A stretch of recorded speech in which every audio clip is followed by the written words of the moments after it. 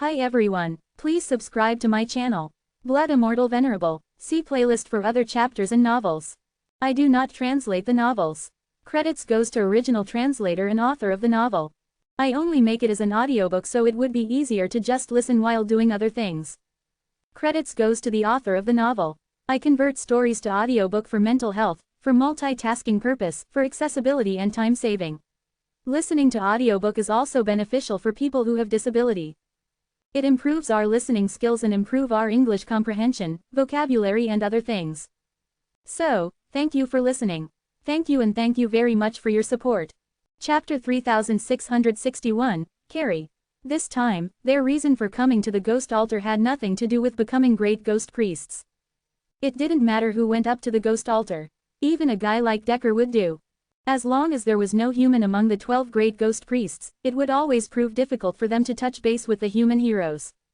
Besides, with Decker's physique, even if the 12 great ghost priests agreed, the hatred-level treacherous being that Decker would fuse with probably would not. Although Decker's face showed a trace of indignation, he was actually thrilled deep inside. If he were to be honest, when he found out that the great ghost priests were chosen simply by luck, he felt a sudden pang of resentment. Why were only members of the 3 great races allowed to enter the ghost altar all this time? Why were the other races disqualified from trying their luck? Then again, the Night View Island had always been that cruel. The weak races never had a say. It was just a matter of course for the Red Demon race, the Gleed Demon race, and the Grand Mighty race to control the Ghost Mountain. However, now he had a chance. The chance was slim, of course, but he was still willing to give it a shot. Without any objection from Zen and the others, Decker hurriedly stepped into the center of the platform and pressed the glazed sheet in his hand against the stone ball. Splash! The stone ball began to rotate. Rays of blue light flashed at the 12 entrances above the ghost altar as another 12 great ghost priests were selected. Zen's gaze quickly swept across the 12. His face fell in disappointment. There were all sorts of creatures in strange shapes, but there were still no humans. The 12 great ghost priests looked down at Decker with disdain. There was actually no strict required strength to come up to the ghost altar. However, the Night View Island and the Ghost Mountain had followed the law of the jungle all this time, so only the strongest could go up to the ghost altar until now. Thus, the great ghost priests all used to be among the best of Night View Island. Decker was much too weak in comparison. I haven't gone out for many years, but have the Night View Island standards fallen so low? A great ghost priest lamented. Such a loser dares to come up to the ghost altar. How shameless, another great ghost priest mocked. We disagree. We object. We object. Most of the great ghost priests actually didn't care about what happened in the outside world. So unless their interest was piqued, no matter who went up to the ghost altar, they would object to the applicant almost by default. To become a great ghost priest, one had to gain the approval of at least 8 of the 12 great ghost priests. Decker, like Fuxi, had just been rejected. The difference was that Fuxi was rejected because he was human. Decker was rejected because he was too weak. Decker, in fact, was rejected more quickly. As the great ghost priests vetoed Decker's application, a white treacherous being burrowed out from the stone ball. He turned out to be a hedgehog, not as ferocious looking as other treacherous beings. He was actually quite adorable with his small round body. This hatred-level treacherous being was very excited to have finally come out. He had always been very interested in the outside world. He roamed the ghost altar for a few moments before he began to be drawn to the creature standing on the altar. The creature's hand was emitting a strange aura, which somehow made the hedgehog feel at peace. He approached Decker and put his sharp nose in Decker's hand, greedily sniffing the aura. Most treacherous beings were attracted to the arcana, and this hedgehog was no exception.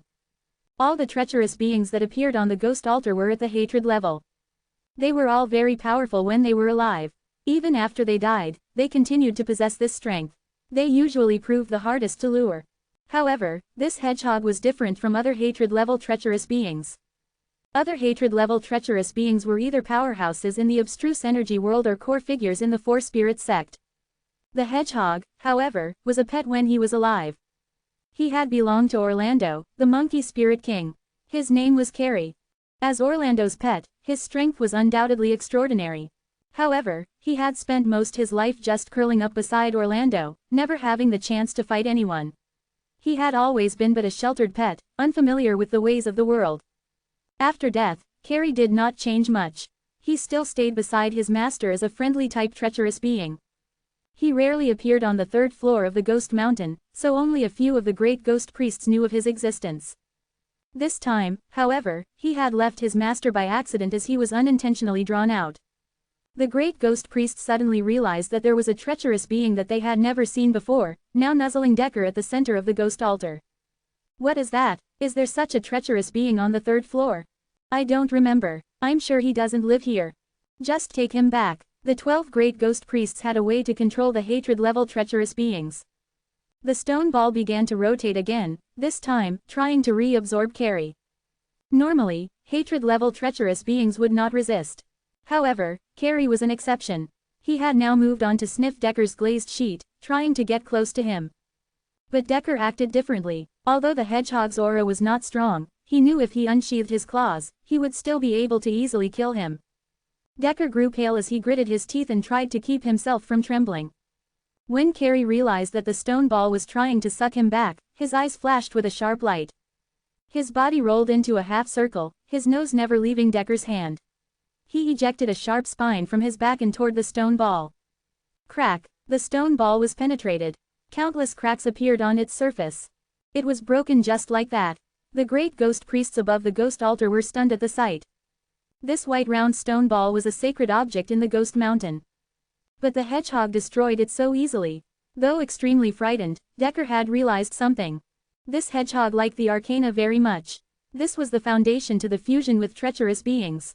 Decker had never fused with resentment level and hatred level treacherous beings before. He had only ever fused with a hostility level 1, which was the weakest level. But he gathered the fusion method should be the same. Do you like this? Decker asked the hedgehog, summoning up all his courage. Carrie rubbed against the glazed sheet and nodded. Then you can integrate yourself into it. Decker encouraged. He offered the glazed sheet carefully, luring Carrie into it. The treacherous beings were quite special. They could be solid enough to resist any attack, but they could also turn into the softest form in the world, compressing themselves into the size of a palm. Carrie purred. He was quite obedient. His body turned liquid-like and quickly flowed into the glazed sheet. Chapter 3662, No Way Back. Wait, what just happened? The Gleed demons standing on the edge of the ghost altar were utterly dumbfounded. They couldn't believe their own eyes. Bacchus personally handpicked these Gleed demons to join the team. They were regarded as the elites of their race. Over the past couple of years, all of them had the opportunity of going onto the ghost altar. In fact, they had been there several times already. However, all attempts proved to be unsuccessful. Bacchus stood on the edge of the ghost altar with his eyes wide in shock. His entire body was trembling. This was unbelievable. He had a difficult time processing what he had just witnessed. It was absolutely surreal. All of the great ghost priests had rejected Decker. Naturally, they didn't quite expect that the hatred-level treacherous being would be willing to fuse with Decker's arcana. This was preposterous. Never in the history of Night View Island had this kind of thing occurred. They originally deemed it impossible. Bacchus was keenly observing the reactions of the great ghost priests. He noticed that they were undeniably flabbergasted as well. The complication must have originated from the treacherous being. At that very moment, he felt a sudden desire to take this hatred-level treacherous being away. Based on his observation, the treacherous being had become attracted to only the arcana. Surely, he wouldn't be interested in a good-for-nothing like Decker. But in the end, Bacchus managed to suppress the strong urge to do so. He just kept monitoring the situation and stayed silent. He knew that if he enraged the treacherous being, he would probably die a horrific and miserable death.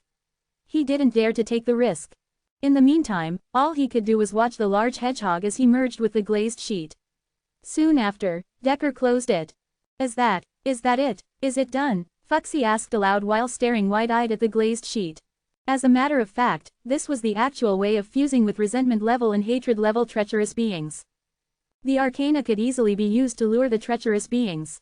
As long as one could do it, fusing with them would be possible. Needless to say, this would only be the first step.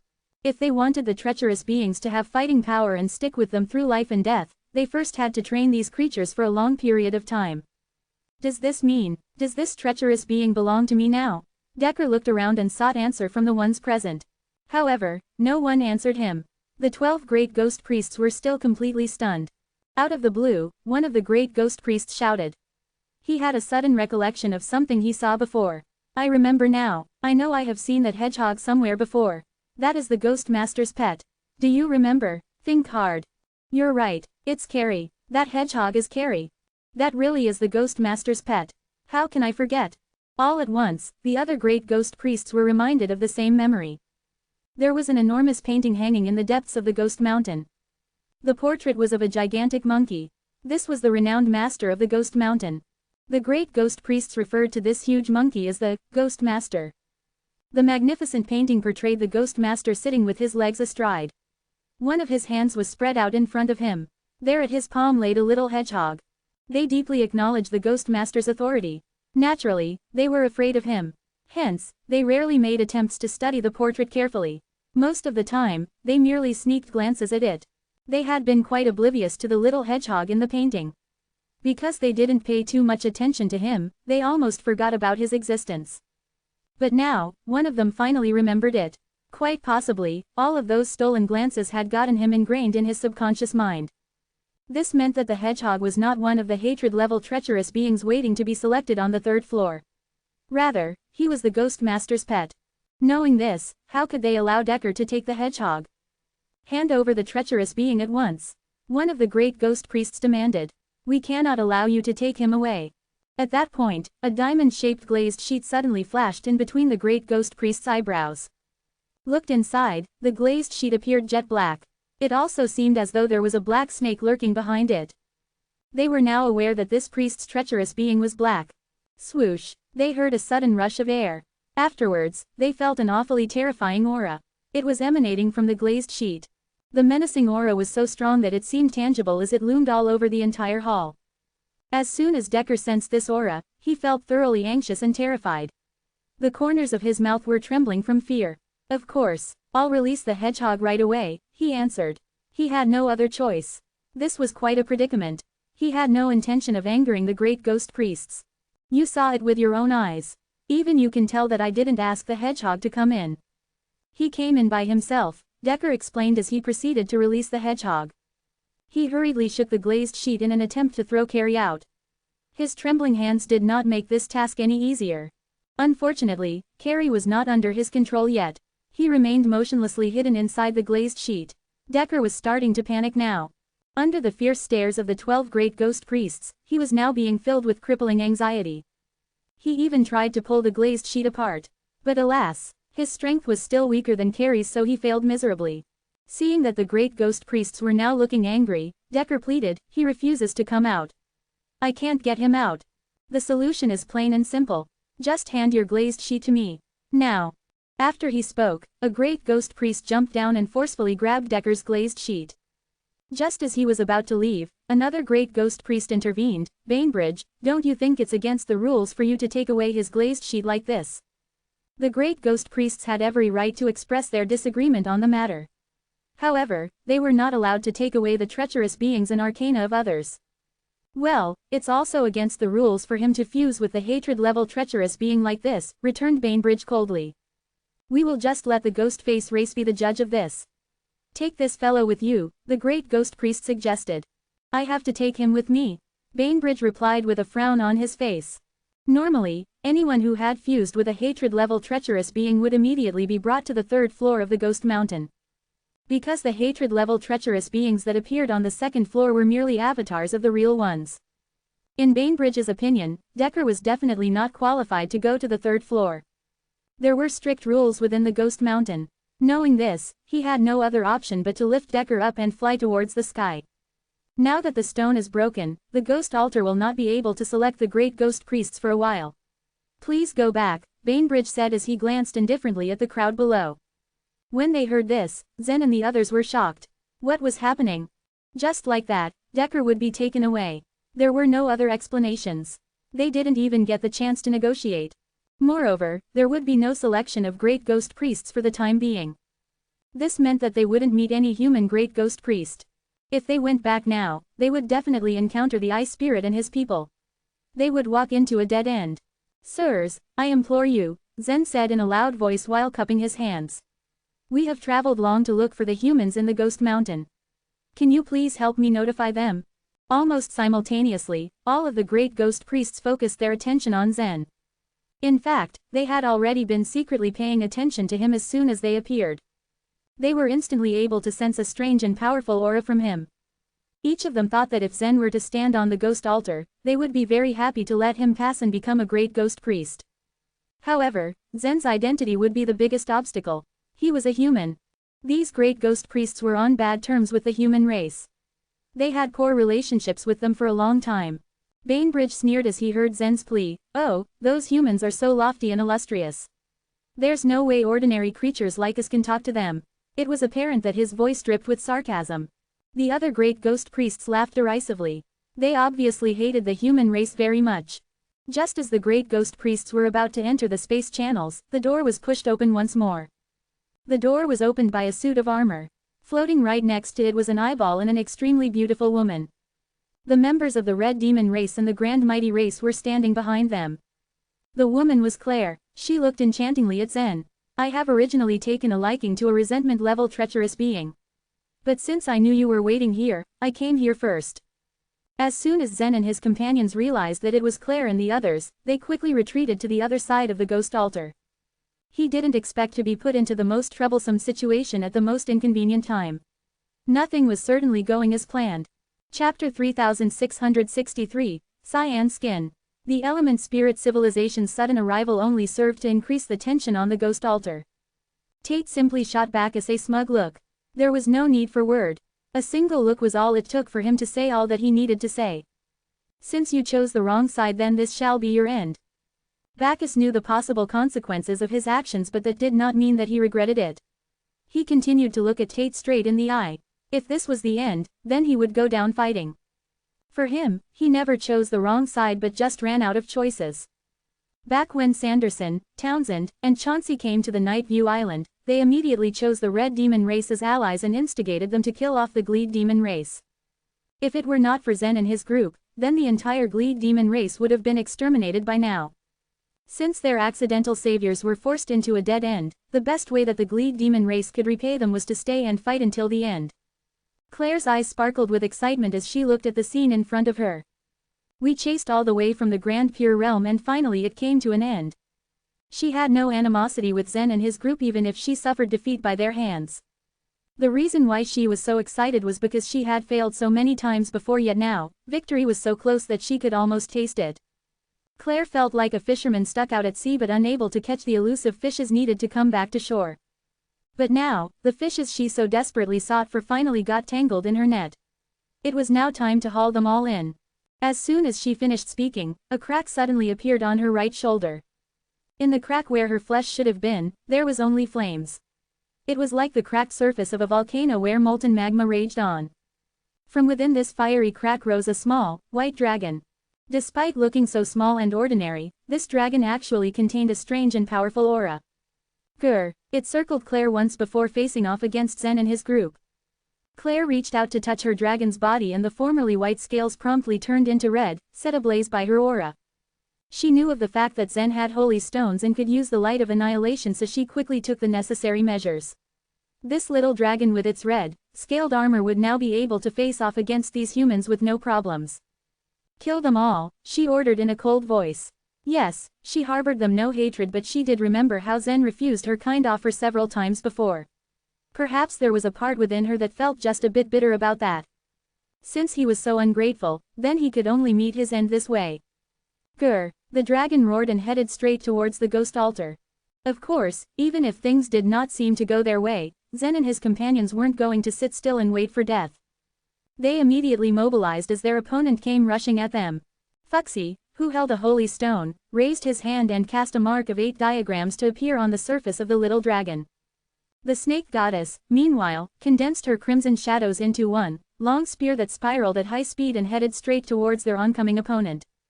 So long as they broke through those red dragon scales and then used the light of annihilation, then they would have a chance of winning. At least, that was what they thought. Bang! Phew! However, what happened was the opposite of their expectations. Even with the combined force of Fuxi's 8 diagrams and the snake goddess's spear, the dragon's red scales remained unyielding and could not be penetrated at all. There was no way the light of annihilation could do its job of annihilating their opponent if this little dragon's armor was too tough to break. Despite this hurdle, the two of them reacted immediately. Since their first attack failed, they retreated right away. King Yayan, Eastern Emperor Tai, and Yasmin rushed over to fight. Whoosh! With their combined efforts, the group was able to rain down a series of attacks and sword radiance upon this troublesome little dragon. Yasmin's origin swordsmanship shone the most since it was almost incomparable in terms of power and speed in the chaos. Unfortunately, despite their efforts, the little dragon's defensive armor remained intact. Eastern Emperor Tai and King Yayan both used their bloodline thurgies and other shore tokens yet were still unable to make a dent on the little dragon's flame scales. It seemed that this time, the gap in strength was just a bit too great. Claire suddenly remembered their battle back in the Pear Hill. She had relied on her own strength and struggled so hard against the siege of the Chaos Ancient Gods and several Eternal Realm warriors. Now though, it seemed that the tables had turned. This little white dragon she controlled was infinitely stronger than all these Eternal Realm warriors and she was confident they would never be able to win against it. It was a constant push and pull between them. As the group's attacks failed, they would retreat one step back. Soon, they were forced into a dead end. Grr! With its enemies cornered, the little dragon began to transform. Its body began to swell and its head rose to the sky. Let's fight together, Bacchus shouted. Ready to give it his all, he released the resentment-level treacherous being, the Wolf-Owl King from his body and let it wrap around him. The other three Gleed demons followed suit and summoned their own treacherous beings. There was no other way but to go all out in this fight. Zen, who was standing behind them, stepped forward. Let me deal with this, he said, pouncing on the dragon. These Eternal Realm warriors were not a match for this little dragon. Even if they managed to resist the dragon, there was still the ice spirit that continued to watch them covetously. The human race in the Ghost Mountain was the only one Zen felt he could truly rely on. However, they still remained a no-show. Since that was the case, he could now only rely on the bloodline within his body. It was time to use the ancestry-level bloodline. Claire's eyes curved in mirth when she saw Zen pounce onto her dragon. This could all have been avoided if he had agreed with her back then, but since he refused then he was doomed to suffer death. The little dragon was undeterred and patiently opened its jaw with the full intent of swallowing Zen whole. Just as they were about to meet, a huge finger suddenly fell onto the ghost altar. Boom! What could have been an epic showdown was promptly interrupted by the appearance of this sudden finger that separated both Zen and the little dragon. It was a great ghost priest. This great ghost priest sported cyan skin and had eyes the shape of an inverted triangle. Two tusks protruded from his mouth and gave him an incredibly fierce look. As he stretched out his finger, the treacherous being within his body made its move. This finger that separated the two opponents came from the hatred-level treacherous being. Fighting is prohibited in the ghost altar, the cyan-skinned great ghost priest told them in an almost bored tone. His announcement made all the other great ghost priests look at him strangely. Was there ever such a rule in place? The warriors from the many races on the Night View Island kept silent like a cicada in cold weather after they had entered the Ghost Mountain. There was no way they would dare break any rules here. They didn't even dare to speak loudly, let alone fight at the ghost altar. Of course, the validity of this rule was still in question. In truth, these great ghost priests hated humans, especially Fuxi, the snake goddess, and Eastern Emperor Tai, since they had the same appearance as the humans in the Ghost Mountain. If anything, they would be very happy to see these troublemakers die. The reason why they did not leave was because they personally wanted to see these humans die by the hands of these other fellows and send the news to the humans in the Ghost Mountain. However, even if a huge chunk of great ghost priests hated humans, a small portion was in favor of them. This cyan-skinned great ghost priest was actually one of them. He was from the Jade Scale race and was a senior among the great ghost priests. Ha ha, Claire couldn't believe that this great ghost priest actually expected her to listen. Despite his warning, she simply redirected the little dragon so that it would be able to swallow Zen. It was quite a big mistake. Boom! The huge finger pressed itself onto the little dragon's neck and nailed it onto the ghost altar. Claire simply looked on as the cyan-skinned great ghost priest glared at her coldly. Throughout the Night View Island's history, anybody who ever dared to go against a great ghost priest ended up dead. As the finger held down the little dragon, it struggled desperately in the ghost altar and the fire scales that covered its body began to break under the immense pressure. There was no change in Claire's expression. Meanwhile, the ice spirit decided to move. Sir, I think this would interest you very much.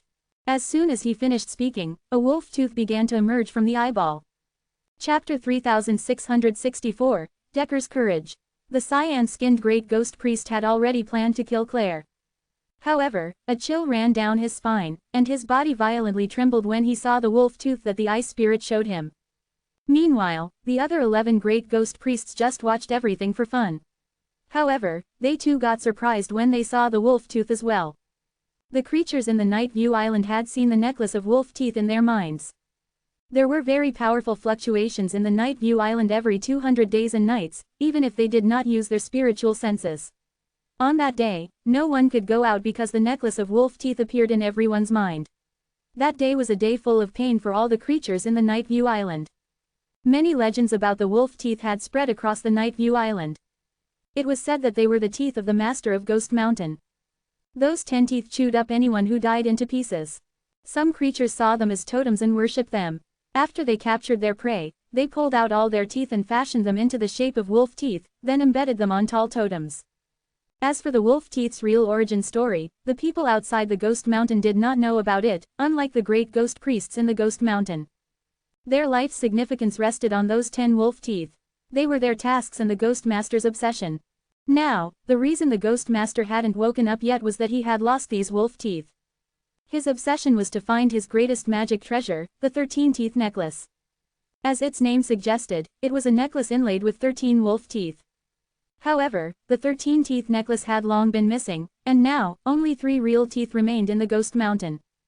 After the creatures in the Night View Island fused with the hatred-level treacherous beings, they were led into a special hall. In the center of the hall was a wolf tooth. The great ghost priests had to remember the aura of this wolf tooth, then find the other teeth. It was an order from the Ghost Master. Of course, the Ghost Master hadn't awakened and was still in a dead sleep. Yet, he instinctively began to collect the wolf teeth. And his strategy was correct. The Ghost Mountain was known for its richness in resources.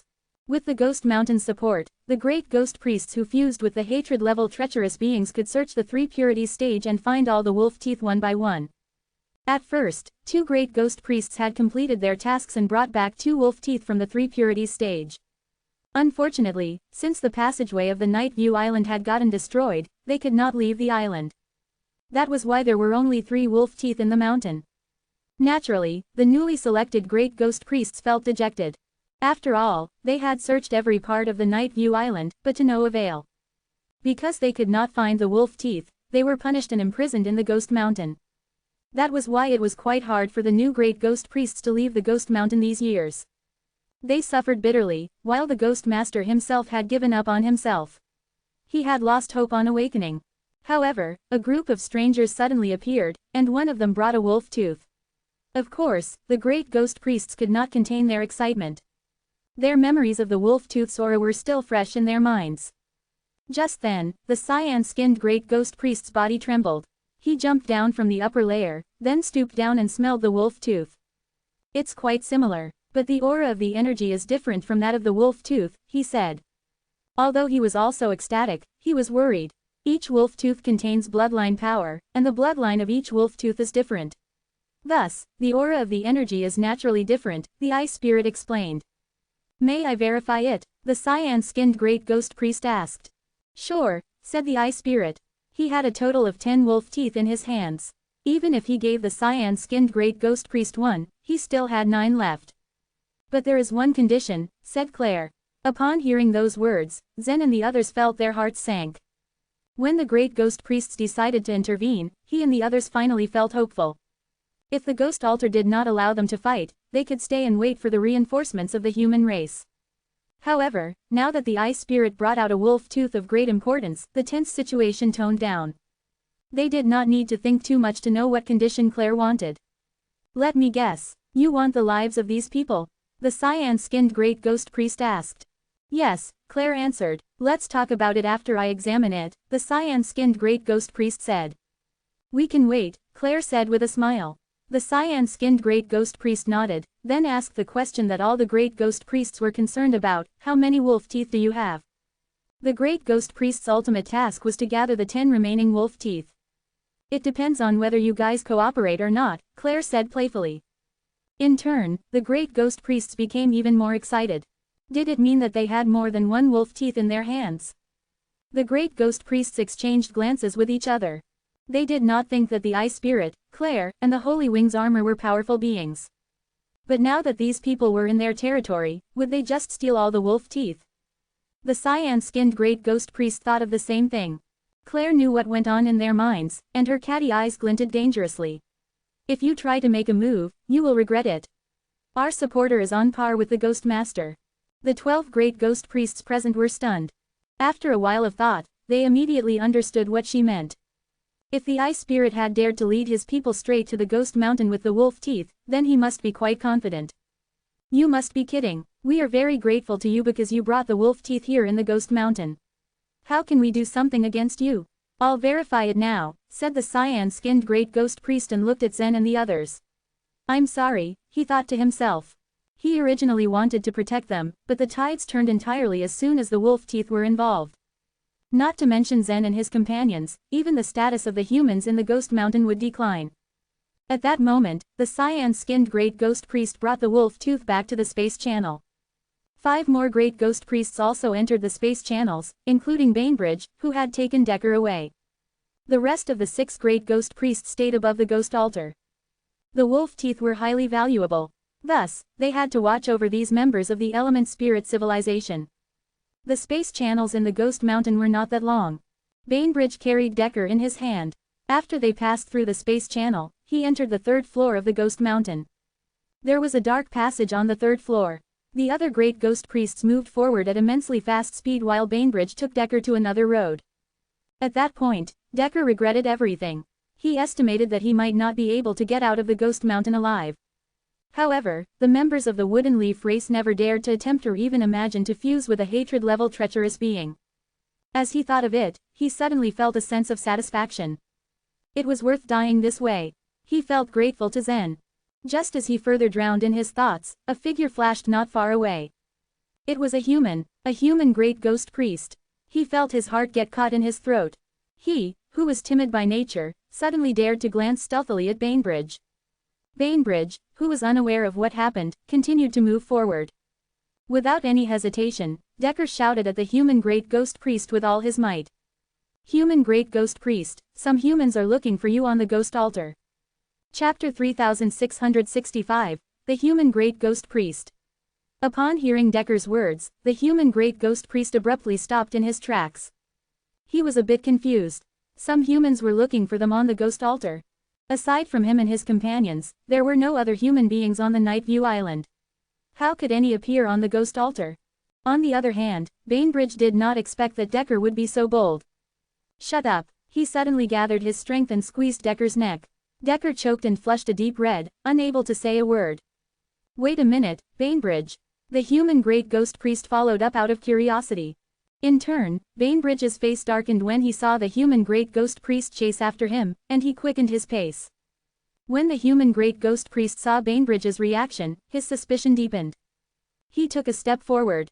Then, his figure suddenly froze in place. Another copy of his figure appeared right in front of Bainbridge, and his first figure that he left behind slowly disappeared. Bainbridge, why are you in such a hurry? The human great ghost priest asked. It's none of your business. Bainbridge hissed. Meanwhile, Decker kept struggling out of his grip. MMMMPH, he desperately tried to make a sound. However, Bainbridge's hand tightly gripped his neck like an iron clamp. Therefore, he could not speak at all. But I heard him say that there are human beings on the ghost altar, said the human great ghost priest. You misheard him, Bainbridge answered gruffly.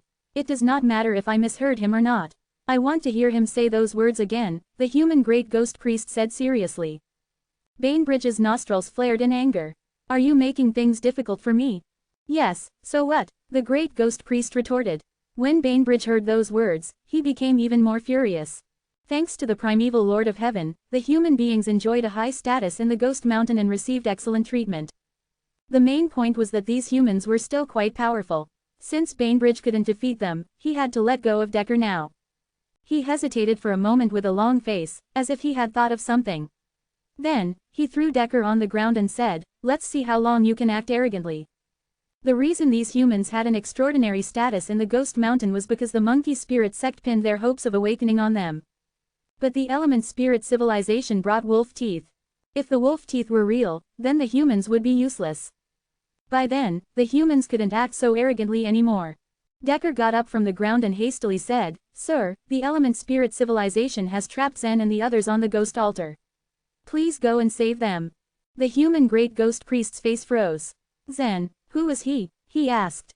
There was no such person named Zen in the 77th chaos. The human great ghost priest surely did not know him. Decker didn't know much about that as well. He thought for a while, and then said, some people called Fuxi and the snake goddess are also in that group. As soon as he said those two names, the human great ghost priest became quite serious. Where are they from? He asked cautiously. From outside the Night View Island, answered Decker. Outside the Night View Island? The human great ghost priest's expression changed a few times before he turned around and left. The passage where Bainbridge headed to was connected to the right side of the third floor of the Ghost Mountain. The humans enjoyed special treatment on the third floor, and they owned almost the entire space on the right side. When he reached the end of the passage, he pushed open one of the doors. There was an open hall inside. In the hall was an old man, who was busy with something. Drops of blood fell from the old man's fingertips and merged into a small porcelain bottle. Tens of thousands of porcelain bottles were in front of him, all of which contained the blood of the Eternal Realm warriors. Their blood was the human race's foundation and the key to their survival in the Ghost Mountain. This old man was none other than the real primeval Lord of Heaven, and he was carefully fusing with the blood power in the bottles. The only way to awaken the Ghost Master was to find all 13 wolf teeth. However, the way out of the Night View Island was destroyed, so the chances of getting the wolf teeth were quite slim. Fortunately, the primeval Lord of Heaven and the others finally came up with a solution. The wolf teeth fused with the bloodlines. Each of them contained different bloodline thurgies, and the 13-teeth necklace was a remarkably powerful magic treasure. The primeval Lord of Heaven tried to mix the bloodlines of many different Eternal Realm warriors to obtain the bloodlines similar to those of the wolf teeth. The process was incredibly difficult. The primeval Lord of Heaven had been trapped on the Night View Island for a long time. He had tried again and again for over 1,000 chaotic eras, and now he finally achieved some great results. At the very least, the aura of the fused bloodline made the Ghost Master react. Even the slightest reaction was enough. The truth was that the Ghost Master's obsession with the wolf teeth was only due to the auras of the fused bloodlines. If the primeval Lord of Heaven could truly create the auras of 13 different fused bloodlines, then the Ghost Master would have a high chance of awakening. Because of that, the monkeys highly valued the primeval Lord of Heaven, and subsequently, the human race held a high position in the Ghost Mountain. Even if the number of the great ghost priest from other races had an absolute advantage, no one dared to offend the human race to their faces. Before Emperor Charm could say anything, the primeval Lord of Heaven asked, Emperor Charm, what happened? Why are you so anxious? The passage to the Night View Island has been repaired. The avatars of Fuxi, the Snake Goddess, and Eastern Emperor Tai have arrived. The Element Spirit civilization has blocked them at the Ghost Altar, said Emperor Charm. At first, the primeval Lord of Heaven wanted to mix the blood power in the two porcelain bottles. The bloodlines of the Eternal Realm Masters were unique. Furthermore, since the bloodlines in the porcelain bottles had already gotten merged twice, he had to be careful when fusing them again. But as soon as he heard Emperor Charm's words, his hand trembled violently. Suddenly, a wisp of cyan smoke rose from one of the porcelain bottles, and a needle-like flame drilled out of the bottle's mouth.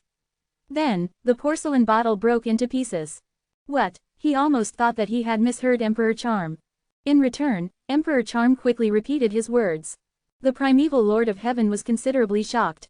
After a few seconds, he said, ask Zhurong and Chiyu to go with us.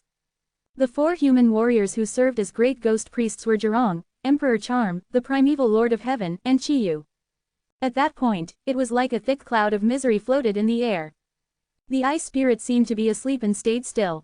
As for Claire, she glanced wickedly at Zen and said, I'm not happy to let you live a little longer. Even if you are unhappy, you have to endure it, Fuxi shot back coldly. After all, they were now in a pretty bad situation, so he and the others naturally felt anxious. A cold smile graced Claire's face. Then she suddenly looked up at the great ghost priests and asked, may I kill a few people first? Go ahead. A great ghost priest waved his hand. These people's lives had nothing to do with the great ghost priests. They only stayed to guard the ice spirit and his group. Good. With a cruel grin, Claire gently waved her hand, and the little white dragon that was inside her body came out again. A layer of flame scales coated its body as flames rose from its skin. Then, it moved towards Zen. At that moment, a voice came from the space channel. Stop. Finally, the 4 human great ghost priests came out of the transmission channel. Chapter 3666, Disadvantage. When Zen and the rest looked up, their eyes fell on the 4 human great ghost priests. At this very moment, the snake goddess, Eastern Emperor Tai, and Fuxi were far more nervous than the others. While they had only seen the energy souls of their real selves in the past, at this moment, they had the chance to actually see their real selves in full. Had their real selves already merged with the hatred-level treacherous beings? Had they become great ghost priests? Although they looked up with this anticipation, they were disappointed by what they saw. They saw Emperor Charm and Chiyu, but the real Fuxi, the real snake goddess, and the real Eastern Emperor Tai were all absent. Meanwhile, Zen had something different in mind. Cupping his hands, he greeted with respect, "Good to see you, Primeval Lord of Heaven." The real Primeval Lord of Heaven merely nodded nonchalantly at Zen in return. While Zen and the others sized up the great ghost priests, the latter observed them closely as well. Fuxi, the snake goddess, and Eastern Emperor Tai were all familiar faces to the Primeval Lord of Heaven. Zen was the only unfamiliar face. Initially, he surmised that the group before him must have reached this point to enter the Night View Island under Fuxi and the snake goddess leadership. He knew Fuxi had excellent talent and was a natural leader, while the snake goddess possessed extraordinary intelligence and could easily serve as a capable assistant. But looking everyone up and down, the Primeval Lord of Heaven could sense something unknown yet unique from Zen in particular. His body seemed to have a mixed aura of bloodlines. The Primeval Lord of Heaven had spent countless years studying the bloodline powers, trying to merge them. His sensitivity to the bloodlines of Eternal Realm warriors had surpassed anyone else's. Recognizing the mixed aura of bloodlines in Zen's body, the Primeval Lord of Heaven quickly reached a conclusion. Perhaps this person fused with an origin-level bloodline, he thought.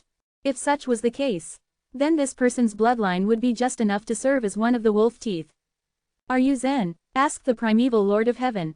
Earlier, when Decker reported to Emperor Charm, he had mentioned a new name to them. A total of 5 humans had arrived. Apart from Yasmin, the old lady with graying hair, and the 3 familiar faces who were replicas of their real selves, the young man must be Zen from the earlier report, the Primeval Lord of Heaven figured. "Yes, I am," Zen nodded. "Okay, come up to me now." He had been living in the Ghost Mountain for many years. While he wasn't as superior as the monkeys, they still needed his help, and had to show utmost respect for his words. "Primeval Lord of Heaven, have you forgotten me, my old friend?" Suddenly, the Ice Spirit chimed in. It was no surprise, the Primeval Lord of Heaven had already noticed the Ice Spirit's presence. But he refused to cast his eyes at the huge, floating eyeball until the latter spoke specifically to catch his attention. As he firmly stared at the Ice Spirit, a grave, resentful feeling rose within the Primeval Lord of Heaven. Ever since the 77th Chaos, the human race had continued fighting against this enormous eyeball. After failing to complete the finale way, they had retreated into the other shore where they continued the running battle. Although they continued to fight, they suffered failure each and every time. Little by little, they were forced to retreat until the Ghost Mountain became their very last refuge. Only in this way had the Primeval Lord of Heaven managed to lead the group of human heroes to survive. Countless years had passed since he last saw the Ice Spirit. The extended span of time should have been enough for an ordinary mortal to reincarnate hundreds of millions of times. It should have been enough to blunt any deep hatred. But even now, the Primeval Lord of Heaven could still barely conceal the killing intent in his eyes. "You've been trying so hard to enter the Night View Island, haven't you?" he asked. "Not really, you're just a group of nobodies now," said the Ice Spirit ever so casually. While he didn't mean to deliberately belittle the Primeval Lord of Heaven and the others, he was, if anything, merely telling the truth. In the past, the battle between the element spirit civilization and the human race was a battle between 2 civilizations of the chaos. It didn't involve the treacherous beings, nor did it involve the Four Spirits sect. Neither of them were aware of the Four Spirits sect's existence at the time. But now, the war between the element spirit civilization and the Nihility race was different. On the surface, it was a war between the Purge Way and the Nihility Way, but in truth, it was a war between the Bird Spirit sect and the Snake Spirit sect. In comparison to that, the human race wasn't even worth mentioning. Still, the Primeval Lord of Heaven managed to keep his cool upon hearing the Ice Spirit's words. Emperor Charm, however, couldn't suppress his anger. His eyes turned a deep golden color, as though they held fiery suns within them. Then, a powerful aura began spreading out in the ghost altar. Such was the aura of a hatred-level treacherous being. Among the 4 human great ghost priests, Emperor Charm had the sharpest aura. "Nobodies, what makes you say that?" he snapped back fiercely. In the face of Emperor Charm's display of strength, the corners of Claire's mouth curled up into a disdainful smile. Wearing a cunning glint in the eyeball, the Ice Spirit spoke to the great ghost priests of the other races. Since the Ghost Mountain doesn't welcome us, we'll be taking our leave now, he said. As he spoke, he turned around, ready to retreat along with Claire in the Holy Wings armor. Wait, we keep our doors open to all visitors. These humans can't represent the Ghost Mountain. It's up to us here. The 6 great ghost priests from the other races grew anxious when they saw the Ice Spirit ready to leave. After all, they had planned to stand by and watch until the cyan-skinned great ghost priest proved the truth of the wolf tooth. But now, the presence of the primeval Lord of Heaven and the other 3 had just further complicated the already difficult situation. The non-human great ghost priest's words irritated Emperor Charm even more. Staring at one of them, he threatened coldly, "Washburn, have you already forgotten how I defeated you? You said we can't represent the Ghost Mountain. Then, what about you?"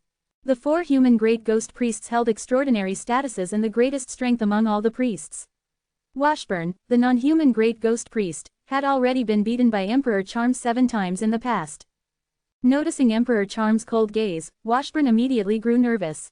As he was at a loss for what to say in response, another non-human great ghost priest sneered and said, "Only the Ghost Master can represent the Ghost Mountain. No one else can replace him." Turning to face the Ice Spirit, he continued, "My friend, since you have the wolf teeth to wake up the Ghost Master, you are a distinguished guest of the Ghost Mountain. I believe that the Monkey Masters will wish for you to stay." "You're right. If the Monkey Masters manage to gather all the wolf teeth, I think the humans can finally stop their absurd attempts. They've tried for so long but to no avail. What a joke." Exactly. As they taunted the humans, the 6 of them burst into laughter.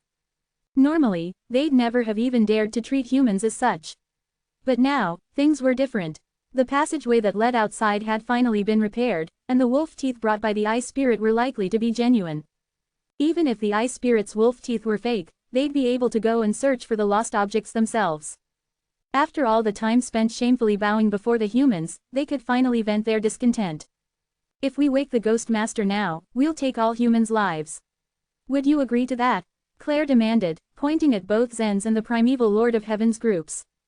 "I believe that the Monkey Masters will agree to your small request," Washburn nodded with a smile. When the humans heard their conversation, their expressions instantly darkened. It was obvious that the Ice Spirit had been well prepared before he came to this place. While the primeval Lord of Heaven had already fused with a hatred-level treacherous being, he still didn't dare underestimate the Ice Spirit. Still, never did he expect the Ice Spirit to bring the wolf teeth to the Ghost Mountain. He was well aware that the situation was just as Washburn had said. The Monkey Masters bestowed a special status upon the humans in the hopes that the primeval Lord of Heaven would manage to wake the Ghost Master, otherwise known as the Monkey Spirit King. But if the Ice Spirit awakened the Monkey Spirit King with the wolf teeth, the humans would undoubtedly become dispensable to the Monkey Masters. In such a case, the humans' value to them would shrink to nothing. Chapter 3667, Verify. Small request. The malicious aura emanating from Emperor Charm grew more intense. The treacherous beings could not be killed, but the creatures that fused with them could. Emperor Charm slowly raised his arms. Something slowly jutted out from them. They were 2 spikes formed by the treacherous being he fused with. "I also have a small request. Disappear from the Ghost Mountain," Emperor Charm said with a snarl. Washburn felt his heart sink with dread. "You have the audacity." If one wanted to stage a battle in the Ghost Mountain, they had to make a request to the Monkey Masters first. Anyone who broke such rules and acted without permission here would be punished. "Emperor Charm, if you attack in the Ghost Altar, the Monkey Masters will not let you go. You will receive the harshest punishment from the Ghost Mountain. Don't you dare," the other 5 great ghost priests warned. Emperor Charm didn't budge. His eyes were flashing like 2 golden suns now. The aura of the hatred-level treacherous being poured out of him in waves. The primeval Lord of Heaven finally stepped forward and placed his hand on Emperor Charm's shoulder. "Stop. Why, are you scared of them?" Emperor Charm scoffed. For many years, the human race always had a say in the Ghost Mountain. The great ghost priests of other races could only comply with their tails tucked between their legs. But now that the element spirit civilization was here, they suddenly turned their noses up at humans. Emperor Charm couldn't bear the disrespect. "Of course not, but if we act out of turn, we'd just be putting ourselves in trouble," the primeval Lord of Heaven reminded gently. Human heroes held the primeval Lord of Heaven in high esteem. His words carried weight. With his persuasion, Emperor Charm suppressed his anger and stepped aside. The primeval Lord of Heaven turned his attention on Washburn. Washburn and the great ghost priests of other races actually mattered little to him. He appraised the Ice Spirit coolly. Wonderful of you to bring the wolf teeth to the Night View Island. It seems you know a lot about the Ghost Mountain. The Ice Spirit remained silent. The primeval Lord of Heaven continued, but as I recall, when the Ghost Master used the 13-teeth necklace to survive a great disaster, it had been broken. I know that, the Ice Spirit said. The wolf teeth were, indeed, covered with mottled cracks, as if they had once been shattered. In fact, the bloodline power inside them had disappeared, leaving only its aura. Frankly, they had little to no value like this. But I also know the Ghost Master's obsession is the 13-teeth necklace. As long as the 13 wolf teeth are collected and arranged properly, he will naturally wake up, the Ice Spirit said smugly. The primeval Lord of Heaven only smiled at this. You're wrong. The Ghost Master's obsession is not the 13-teeth necklace itself, but the bloodline power contained within it. The 13 kinds of bloodline power are comparable to the power of the 4 origin-level bloodlines. Without the bloodline power, the necklace is insufficient to awaken him. Hearing this, the Ice Spirit was taken aback. That is nonsense. Treacherous beings can be awakened by their obsessions, which are usually objects. Although what the primeval Lord of Heaven said made sense, obsessions were mysterious and unique to the treacherous beings. No one could really tell what they were until they'd tried it. The Ice Spirit simply chose not to believe what the primeval Lord of Heaven said. Go ahead and check for yourself then, the primeval Lord of Heaven said with a smile. Meanwhile, the cyan-skinned great ghost priest carried that wolf tooth and headed straight for the core area of the 3rd floor of the Ghost Mountain. When he passed by the huge painting of the Ghost Master, he gazed at it for a moment and compared the wolf tooth in his hand with the depiction of the 13-teeth necklace. They looked exactly the same. This made him feel very excited. There seemed to be hope in awakening the Ghost Master after all. Perhaps he could finally leave the Ghost Mountain and go out into the world.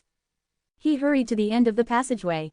At this point, the walls were covered with murals depicting all kinds of monkeys, spanning several thousand feet long. The cyan-skinned great ghost priest knocked gently on the wall. There was no response. He continued knocking relentlessly. After a long time, one of the monkeys in the mural slowly began to take shape and eventually emerged from the wall. He was a monkey master. He was once a follower of the monkey spirit king. What is it? The monkey master snapped. Did we not say not to disturb us unless it was urgent? In the Ghost Mountain, only the primeval Lord of Heaven had the privilege to wake up the monkey masters at any time and any place. This was because it was understood the primeval Lord of Heaven's work was of vast importance. In the eyes of the monkey masters, the other great ghost priests were all worthless in comparison. The cyan-skinned great ghost priest bowed respectfully to the monkey master. I have come here to show you something that might be important. What is it? The monkey master was getting impatient. What possibly could be so important coming from the Night View Island? The cyan-skinned great ghost priest held out his hands, presenting the wolf tooth respectfully. The monkey master took one look at the wolf tooth and was startled. He snatched it up immediately. He sniffed and gnawed at it with his teeth. He turned it around his fingers for some time, staring at it closely at all angles, before finally pounding against the wall. Knock, knock, knock, wake up, all of you. The monkeys in the murals started emerging one after another. They were irritated at having been woken so abruptly. But when their eyes fell on the wolf tooth, they, too, were shocked awake and started chattering among themselves. A wolf tooth? Where did you get it? Are there others? The first monkey master turned back to the cyan-skinned great ghost priest. Where did this come from? Some people brought it here, the cyan-skinned great ghost priest reported. They come from the world outside the Night View Island. They only have this one. Asked the monkey master. The cyan-skinned great ghost priest thought for a moment. There could be more. Based on what they've said so far, it seems they are in possession of others. The Ice Spirit, after all, seemed quite certain the Ghost Master could be awakened. Moreover, he handed over the wolf tooth readily, which implied it wasn't his only one. The monkey masters on both sides of the passageway started buzzing in excitement. I'll verify if this is real first. The first monkey master brought the wolf tooth into the huge innermost door. Through the crack in the door, the cyan-skinned great ghost priest spotted a huge foot. He surmised it must belong to the Ghost Master. The ordinary great ghost priests had never seen the Ghost Master with their own eyes before. Among them, only the primeval Lord of Heaven had. After a few moments, the monkey master came back, his face looking grave. In a trembling voice, he pronounced, "This wolf tooth is the real thing." Quickly, Take me to those who brought it. Chapter 3668, Conditions. I'll go with you. Me, too. Manuel, please take me with you. The monkey masters were speaking over each other now, scrambling for the chance to accompany Manuel. Manuel was the leader of the monkey masters. Manuel's eyes scanned the throng quickly. Tirog, Hagar, and Nerus. The three of you, come with me. Now that some people had brought wolf teeth here to the Ghost Mountain, there was no need to worry about any of them escaping. The monkey masters were all indispensable core members of the monkey spirit sect. Even if they became treacherous beings, they would be extremely powerful after they were awakened. As the cyan-skinned great ghost priest led the way back to the ghost altar, he felt dread creep into his heart.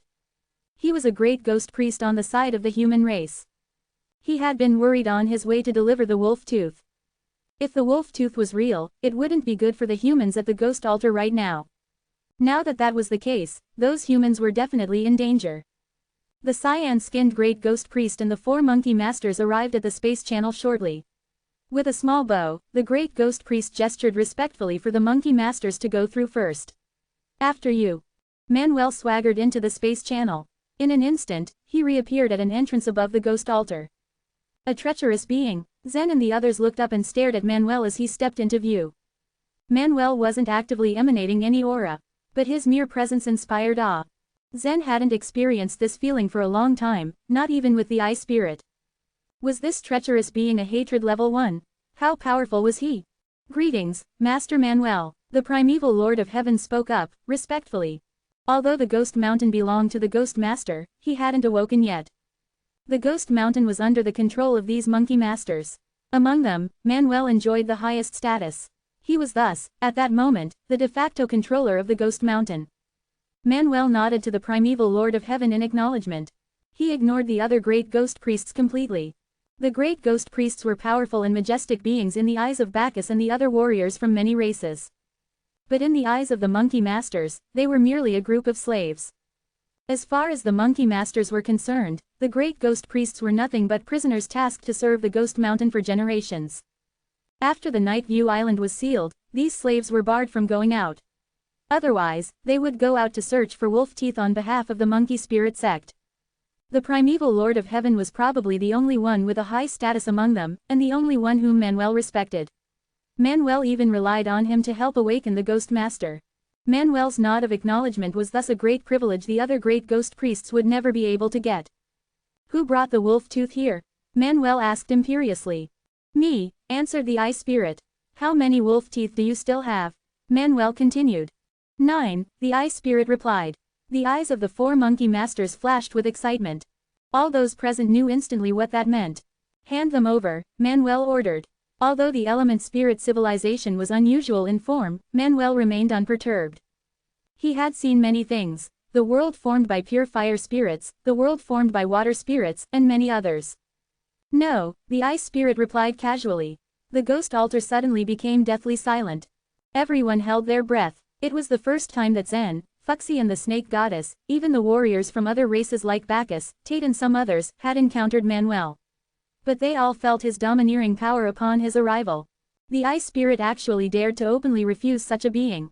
Didn't he realize what he was up against? Manuel was taken aback at the brazen response.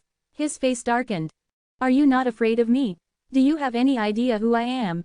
The ice spirit responded calmly. You are the top great ape king in the monkey spirit sect, in possession of extraordinary strength. Of course I'm in awe of you. But I entered the Ghost Mountain prepared to die, so I'm afraid threatening me with that just wouldn't work. Great Ape King was a laudatory title in the monkey spirit sect. This title was known only to the 4 spirit sect. In the Ghost Mountain, only the monkey masters knew about it. Even the great ghost priests, including the primeval Lord of Heaven, had no idea what it was. But the ice spirit just openly revealed Manuel's past identity. It was clear he wanted Manuel to know that the element spirit civilization was being backed by a powerhouse as strong and established as the monkey spirit sect, which was the snake spirit sect. The great ghost priests trembled. Any minute now, they were expecting Manuel to fly into a rage at the ice spirit's behavior. There would be tragedy and destruction in the wake of his fury. The great ghost priests were terrified of being caught in that storm. But what Manuel did next shocked them. What do you want, then? What are your conditions? Manuel was actually negotiating with someone. And with a warrior from another race out of nowhere, no less. They almost couldn't believe their ears. First, hand over all the humans to me. Second, let me wake up the monkey spirit king, the ice spirit said flatly. In fact, the first condition was supplementary. What the ice spirit really cared about was the second condition, the important task he came here to do. A look of hesitation crossed Manuel's face, perhaps for the first time in history. He wasn't hesitating because of the first condition. It was actually no problem to him. In fact, as soon as he confirmed the veracity of the wolf tooth, he was already prepared to send the primeval Lord of Heaven to his doom. He had waited so long for this chance to wake up the Ghost Master, and it turned out he still had to rely on the real wolf teeth to achieve it. These humans were meaningless to the Ghost Mountain, anyway. The ice spirit could have them, for all he cared. He was, of course, hesitating on the second condition. It had always been the Monkey Master's sworn duty to awaken the Monkey Spirit King. Manuel was the one that the Monkey Spirit King trusted the most, and his long-cherished wish was to wake up the Monkey Spirit King himself. As Manuel remained silent, the Ice Spirit continued. Great Ape King, it's our common goal to awaken the Monkey Spirit King. As long as he wakes up, everything will work out fine, wouldn't it? Manuel nodded. Yes, you are correct. This meant that Manuel had accepted the Ice Spirit's two conditions. So the lives of these people are at our disposal now, Claire said, sneering menacingly. The humans in the Ghost Mountain right now were facing imminent doom. Even if they had 4 great ghost priests on their side, they stood no chance. Before Manuel could answer, the primeval Lord of Heaven piped up. Master Manuel, the necklace of wolf teeth may not necessarily be the Ghost Master's obsession. Perhaps you should decide on this after the Ghost Master awakens. Manuel paused to think it over. That's right. Please wake up the Ghost Master first. Then you could do whatever you like with these humans, he told the Ice Spirit. Perhaps he could still use the primeval Lord of Heaven, after all. If the 13-teeth necklace failed to work, at least the primeval Lord of Heaven would still be there to help figure things out. If Manuel sent him to his death now, there was no undoing that. Great Ape King. Before Claire could argue, the Ice Spirit broke in. That's fine with us. Very well, then, let's do as you suggest. Chapter 3669, Return the Energy Souls. Having dealt with the Snake Spirit sect for so many years, the Ice Spirit knew very well the kind of temperament the Snake Masters had. And it was nothing good. These powerful warriors were known to be capricious and tyrannical. In front of any creatures of chaos, they always maintained an innate sense of superiority. It was not impossible to negotiate terms with them, but that happened only when they themselves needed something rather urgently. To be honest, even the monkeys were not much different from those snakes at this point. Even if they were determined to get the wolf teeth, that didn't mean that the element spirit race could ask for anything in return, which was why the Ice Spirit had interrupted Claire. Manuel turned his head and glanced at the primeval Lord of Heaven. He then commanded in a curt tone, take the humans on the ghost altar to the eastern region. All the humans will not be allowed to go out during this period of time. The eastern region was the territory of the human race in the Ghost Mountain. The guy had basically imprisoned all the humans just with a single sentence. Master Manuel, Emperor Charm was about to say something, but the primeval Lord of Heaven coughed and interrupted him. He agreed instantly, yes, sir. Then he told Fuxi, the Snake Goddess and the others, you guys, come on up. Zen, the Snake Goddess, Fuxi, Eastern Emperor Tai, Yasmin, as well as Campbell, who was at the moment, in the form of a treacherous being, leapt up and stood beside the primeval Lord of Heaven. And when King Yayan, the 3 Eternal Realm Hunters flew up to follow them as well, a powerful force came crashing down on them. Bang, bang, bang, bang, 4 muffled thuds were also heard after the large bang. The 4 of them had been smashed down hard on the ghost altar. And the smashing force was nothing small. After the dust had settled, King Yayan tried to get up from the ground, but its legs seemed weak and it merely lay on the ground. Blood was gurgling out from the corner of its mouth. The 3 Eternal Realm Hunters were also in a similar situation. In fact, several of Thurston's and Sawyer's bones had been broken, and they could hardly even try to stand up. Only Pearson was in an okay-ish shape. Looking around, they discovered it was Manuel who had slapped them down. He scolded with a harsh roar, just who do you think you are? You are not even great ghost priests, and you want to enter the 3rd floor. I don't think so. In the eyes of the monkey masters, the great ghost priests were nothing more than a group of slaves. Their sole job was to obey orders. As for warriors from the many races of the other shore, they were nothing but a group of walking corpses to the monkey masters. In retrospect, Manuel had spared their lives only because he didn't care enough to kill them. Otherwise, if he had used just a little bit more strength, King Yayan and the 3 Eternal Realm Hunters would have become a pile of meat paste. The primeval Lord of Heaven sighed in his heart and then explained, ordinary people are not allowed to enter the 3rd floor of the Ghost Mountain. You cannot follow us any further. After wiping the blood from its mouth, King Yayan once again made an effort to get up from the ground. To be honest, it was aware that it might not be a good thing for them to follow the other members of the company. Once the wolf teeth really did wake up the Ghost Master, they would all die with the human race. However, they had been with Zen and his group for a long time and they had gone through thick and thin with them. So naturally, they were unwilling to part ways with him. The primeval Lord of Heaven did not say anything more. He merely led Zen and the other humans into the space channel which led to the eastern region, the region where the human race resided. Manuel then told the Eye Spirit, "You can come up now. Follow me. It's time to wake up the Ghost Master." The 3 members of the Element Spirit race, the Eye Spirit, Claire, and Gavin jumped up and followed the Monkey Masters into the space channel. When the great ghost priests had left, the only ones left on the ghost altar were the Gleed Demon race, the Grand Mighty race, the Red Demon race, the Eternal Realm Hunters and King Yayan. The last 2 of the above were busy healing themselves. "The situation doesn't seem good, Bacchus," Tate remarked in a long voice. He had endured a long time of silence. Now that everyone had left, the remaining people could finally speak freely. "Those human beings are going to die, and since there is no point in letting you Gleed Demon race survive, it is certain that you too will die," Murdoch said.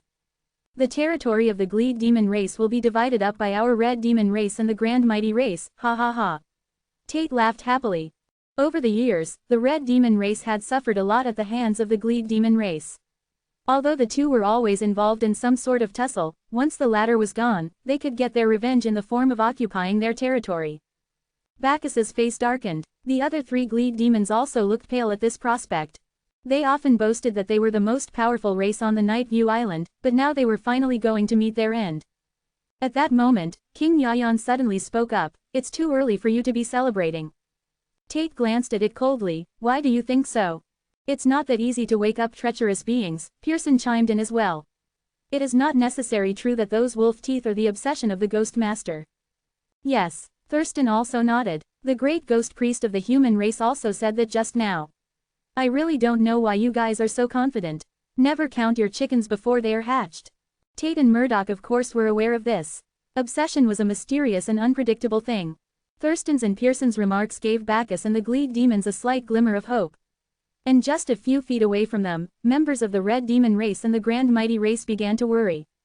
Far away in the eastern region on the 3rd floor of the Ghost Mountain.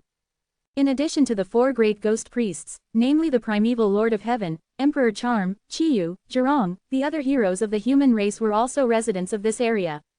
Over the long years, most of them had chosen to go to secluded places for cultivation. Some of them had been in isolation for millions or even tens of millions of years now. Finally, it was today that the primeval Lord of Heaven called them out one by one. The real Fuxi, the real Snake Goddess, the real Gonggong, the real Hui, the real Buddha, the real Eastern Emperor Tai. They were all very surprised at this summon. It was a rather unusual event. The last time he had been here, the primeval Lord of Heaven had simply collected their bloodlines one by one, which hadn't required him to gather everyone together. "Old man, what are you calling us for in such a hurry?" the real Fuxi asked in confusion. The primeval Lord of Heaven smiled. "There are some people you may want to meet." As he finished his words, Fuxi, the Snake Goddess, Eastern Emperor Tai and the others walked in from behind him. When the real human heroes saw these members of Zen's company, they were all left stunned. The real Snake Goddess was the first to react. "Are these the avatars we sowed a long time ago? Have you succeeded in your mission?" The Snake Goddess's eyes flashed with the same light as the real one. "Not yet." "How did you find this place?" the real Snake Goddess asked once again. It was already an extremely difficult task to enter the 3 Purities stage, and it was even more difficult to find a way into the Night View Island.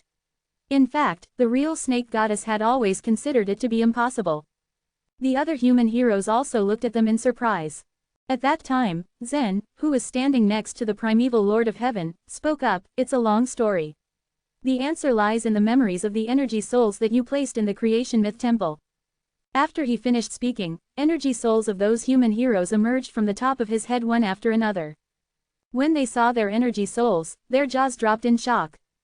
The snake goddess was the first one to ask, "Did you go to the creation myth temple?" That book. Quote. "I have already carried it," Zen piped in.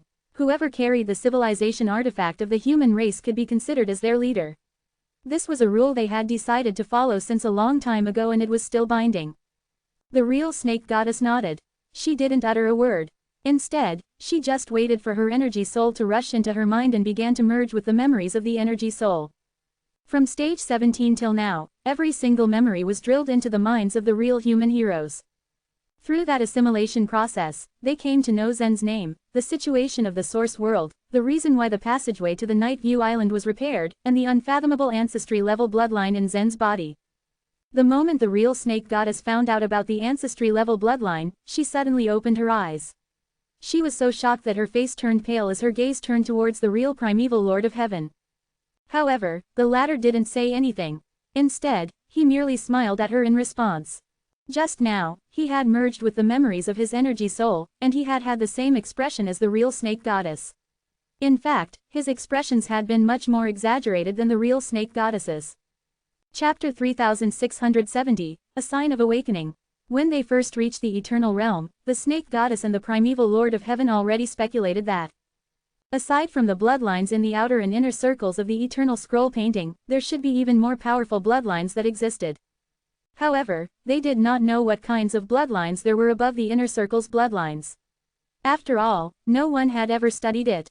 During their imprisonment in the Night View Island, 4 of them became the great ghost priests, and after they cleared many things with the monkey masters, they no longer felt that confused.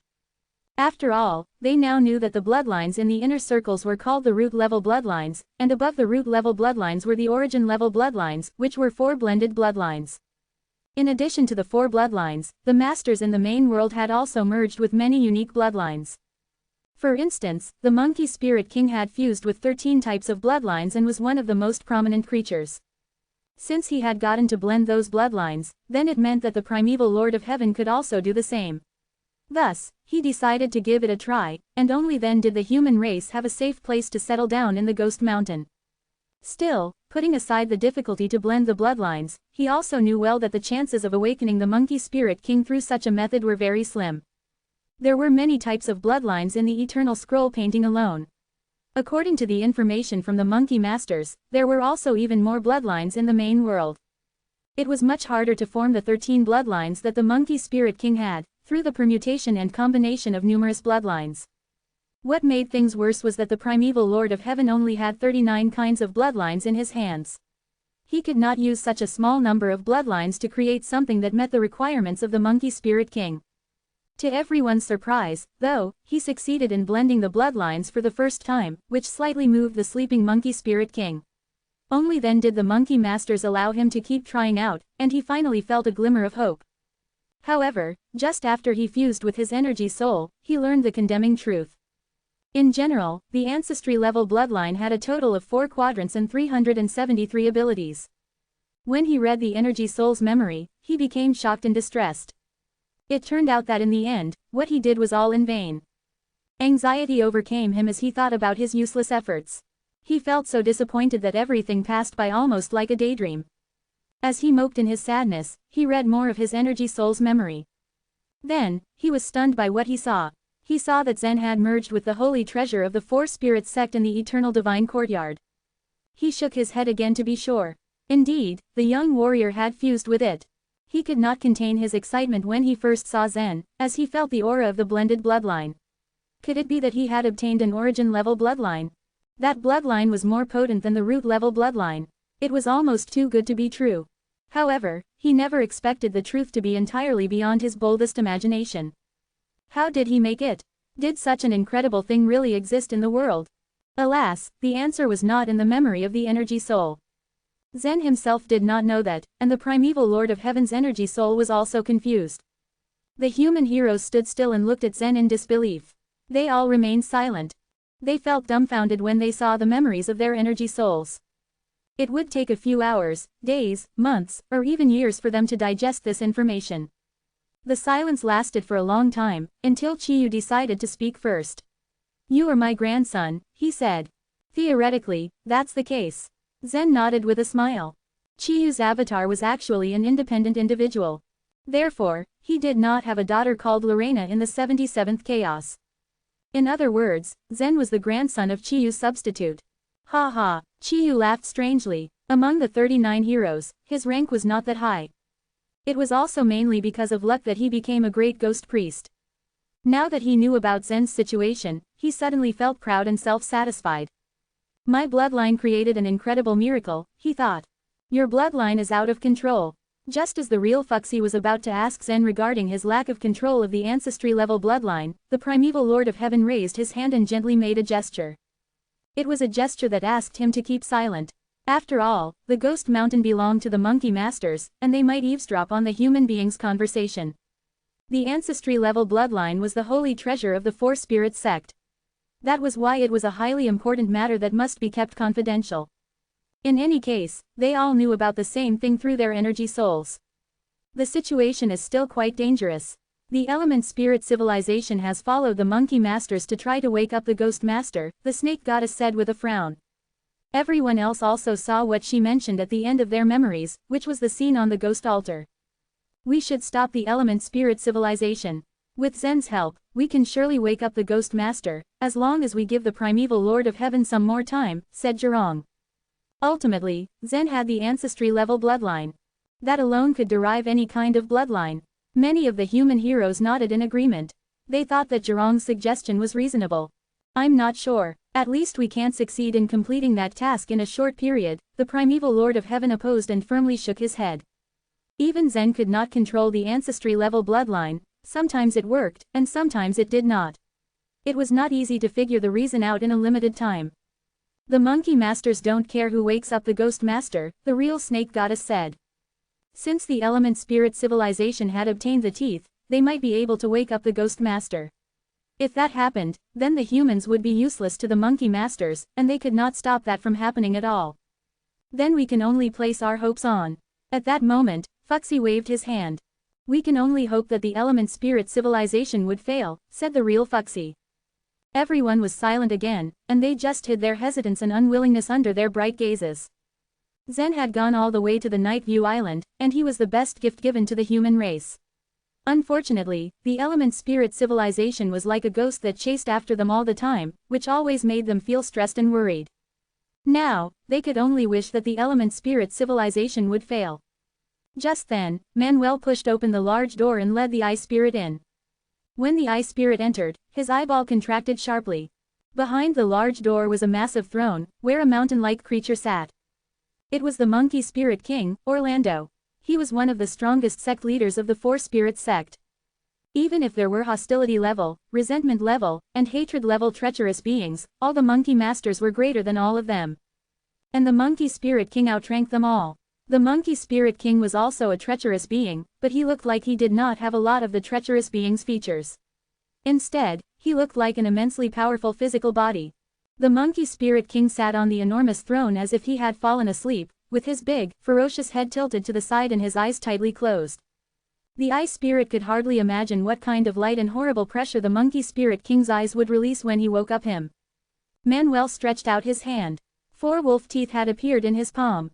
There were already 3 wolf teeth in the Ghost Mountain, and plus the one that the Ice Spirit gave to the cyan-skinned Great Ghost Priest, there were 4 wolf teeth in total. As soon as Manuel displayed the 4 wolf teeth in front, Orlando slightly moved on the throne. It was a sign of his awakening. Chapter 3671, The 13-Teeth Necklace. This kind of movement was not rare among treacherous beings. All of them, even hostility level and resentment level ones, were capable of acting strangely at certain times. This habit made them difficult to control. Manuel had come here several times to attempt to awaken the Monkey Spirit King with 3 wolf teeth. But after repeated failures, he had decided to give it up. Now, however, Manuel saw an opportunity. He looked eagerly at the Ice Spirit, hoping he would be able to take out the 9 remaining wolf teeth. The Ice Spirit did not move. 4 wolf teeth hovered in front of him, slowly rotating in midair, but he did not hand the rest over. Several moments passed. Finally, Manuel became anxious at the wait. He said urgently, "Where are the 9 remaining wolf teeth?" "I can't give them to you now," the Ice Spirit replied calmly. "Why not?" Manuel asked. His voice was very cold. He didn't have the patience to wait any longer. After all, the monkey masters considered it humiliating to ask the help of the creatures from the chaos. By the order of Master Sewell, answered the Ice Spirit. He said that you must leave here before he hands over the remaining wolf teeth. Manuel scowled. So it was Sewell. He was one of the strongest snake masters in the snake spirit sect. Indeed, he had a status similar to Manuel's in the snake spirit sect. Manuel was familiar with Sewell's power and status. Did that snake say that? Manuel demanded. I am not lying to you, said the Ice Spirit. The fact is that I work for Master Sewell, and only he has the ability to take out the 9 remaining wolf teeth. Manuel stared grimly at the Ice Spirit and asked, do you have his coordinates? Yes. Contact him and tell him I want to see him, Manuel ordered, not bothering to be polite. The Ice Spirit was unmoved. Master Sewell does not want to see you. That's one of the necessary conditions to wake up the Monkey Spirit King. Although the Ice Spirit had seemed very weak before, he was acting aggressive now. Facing Manuel alone, he was stern and unyielding. Now that he had mentioned Sewell, it was clear he had no intention of giving way. A hint of cautious hesitation rose in Manuel's eyes.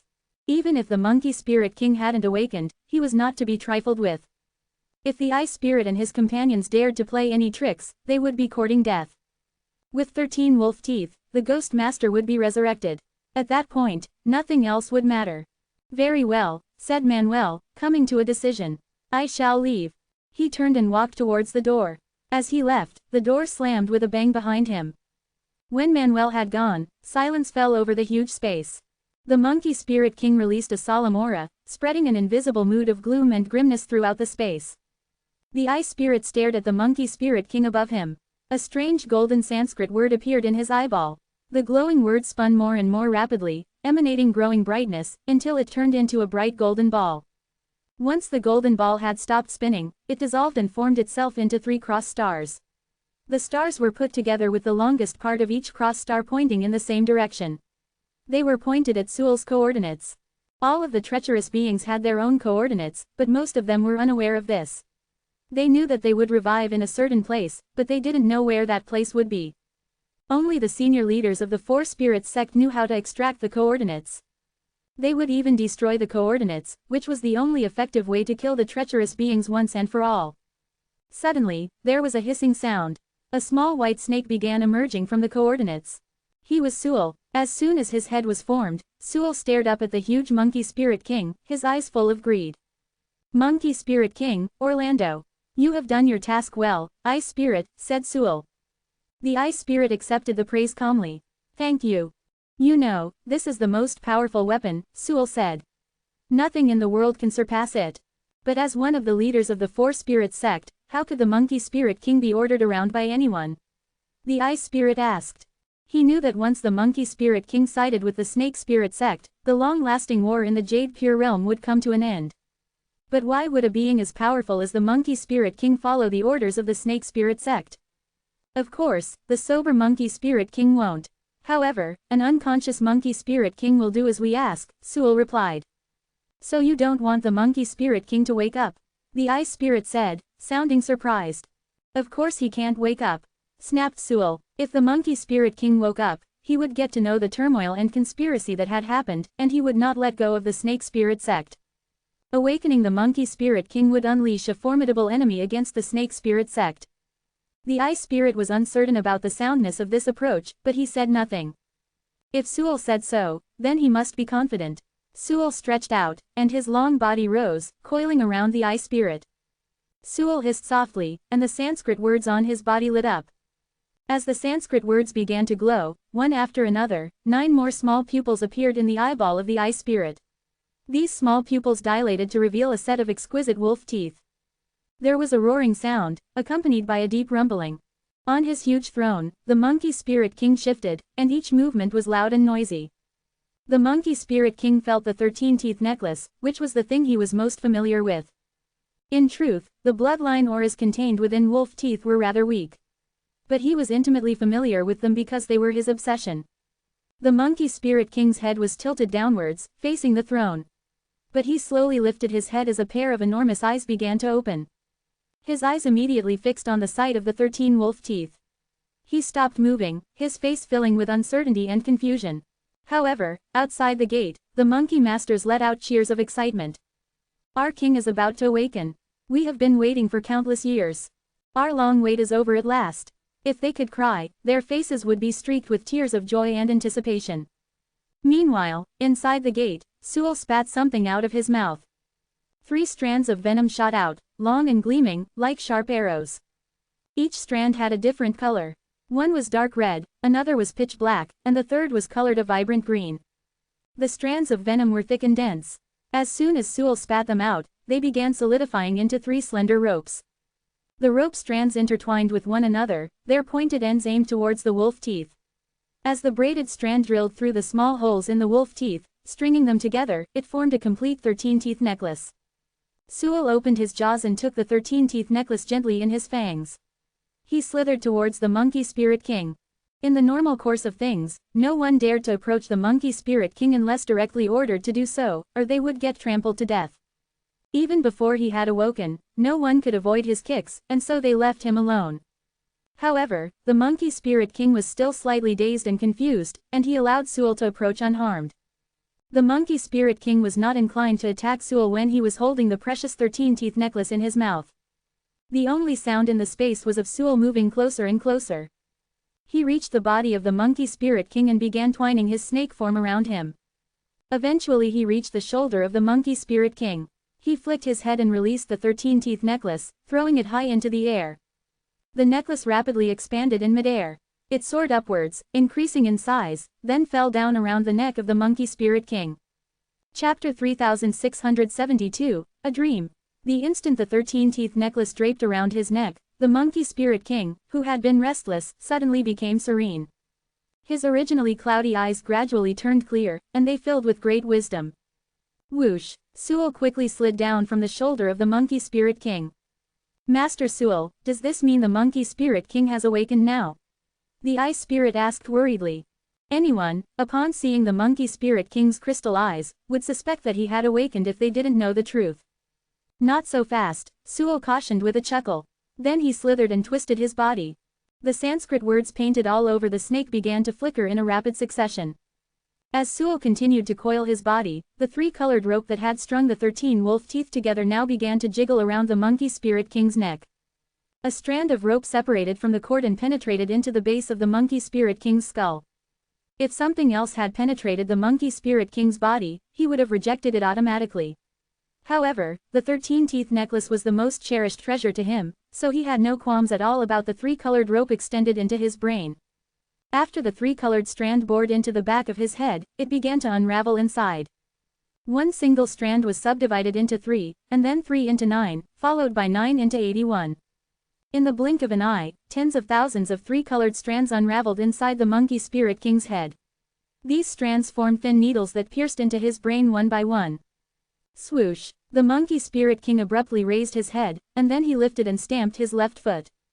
Boom! The entire hall shook violently, and even the Ice Spirit was startled by this unexpected action. Don't panic, that is merely a reflex reaction as the 3 resentments poison infiltrates deeper into his brain. Sewell explained. Slowly, the 3 resentments poison will assume control over his hands, feet, and then his entire body. While he was explaining, the Monkey Spirit King lifted and stamped his right foot. Boom! The hall began reverberating with the shock. Once the Monkey Spirit King had stamped both his feet, he suddenly rose from his throne and took a stride forward. The Ice Spirit and Sewell were both within range of the Monkey Spirit King's next footfall. Fall back! Seeing the huge sole of a raised foot coming towards them, Sewell had his expression changed slightly. He and the Ice Spirit quickly rushed out of reach to avoid being trampled. Bang! Bang! After taking 2 ponderous steps forward, the Monkey Spirit King became immobile again. After seeing the Monkey Spirit King's mechanical movements, the Ice Spirit could venture a guess regarding the workings of the 3 resentments poison. The 3 resentments poison could assume control over the Monkey Spirit King's unconscious body, making him become like a puppet on a string. However, once the Monkey Spirit King regained his consciousness, it would be a piece of cake for him to assume control over his body, given his formidable strength. Although he felt it was impolite to doubt Sewell, he still decided to voice his doubts. Sewell hissed and chuckled. Of course, it would be impossible to take control of the great Monkey Spirit King with merely the 3 resentments poison, he said. During this process, we'll have to erase all of his memories. Is that even possible? The Ice Spirit asked in awe. We can't do it at other times, but we can achieve that during the process of his awakening, Sual replied, looking at the ice spirit. There's no need for you to fret. We're well prepared for this whole process. The snake masters had been making their preparations for this plan for countless years, and they had considered anything that the ice spirit could think of. At this moment, the monkey spirit king's consciousness remained in a blur. He had been slumbering for a very, very long time, having sunk into a deep and infinite dream. This dream was like being wrapped in shackles that he could not resist. Despite being the great monkey spirit king, he was unable to break free from it. However, he was crystal clear about one thing: he had died in the chaos. He required something to return him to life and wake him up. That something was the 13-teeth necklace, his most cherished treasure, which had been his possession for countless years. The monkey spirit king would have been unable to lead all his subordinates or form one part of the four-spirit sect without his 13 greatest theurgies. Bring my powers back. Bring them back to me. My descendants, you must find them for me. For countless years, the monkey spirit king had been making these calls night and day. Any creature within a 10,000-mile range of him would hear his calls. His calls penetrated through the dreamland and echoed within everyone's minds. At first, his calls had elicited positive responses. After the first couple of chaotic eras, he had seen the first wolf tooth appearing at the edge of the dreamland. The monkey spirit king had celebrated this. His descendants had begun to move on his behalf. After about 20 more chaotic eras, they discovered the second wolf tooth for him. Another 50 chaotic eras passed, and the third wolf tooth was found. The progress was painfully slow, but the monkey spirit king held on to the hope of his revival. Given the speed at which his descendants collected the wolf teeth, they could collect all of them in about 300 chaotic eras. Finally, he would then be able to leave this dream. But the next development disappointed him. After the third wolf tooth had been found, the fourth one didn't appear for a long time. This was a bad omen. Had something disastrous befallen his descendants? Had they given up on helping him find the remaining wolf teeth? He repeated his echoing calls to the outside world again and again, enticing them to look for the wolf teeth. But from that point on, the remaining wolf teeth never appeared. After another lengthy period of time, the monkey spirit king sensed a special and powerful bloodline, and it had the aura of a blended bloodline. This aura could also penetrate through the dreamland, and he felt it. However, this new presence didn't please the monkey spirit king. Instead, it further disappointed him. It meant that his descendants had failed to locate the remaining wolf teeth and had started to look for an alternative solution. But any alternative plans were doomed to fail. The 13 kinds of blended bloodlines were rare combinations of the ancestry-level bloodline's abilities.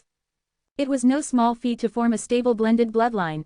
Even the monkey spirit king himself would have found it hard to recreate the 13 different blended bloodlines he possessed.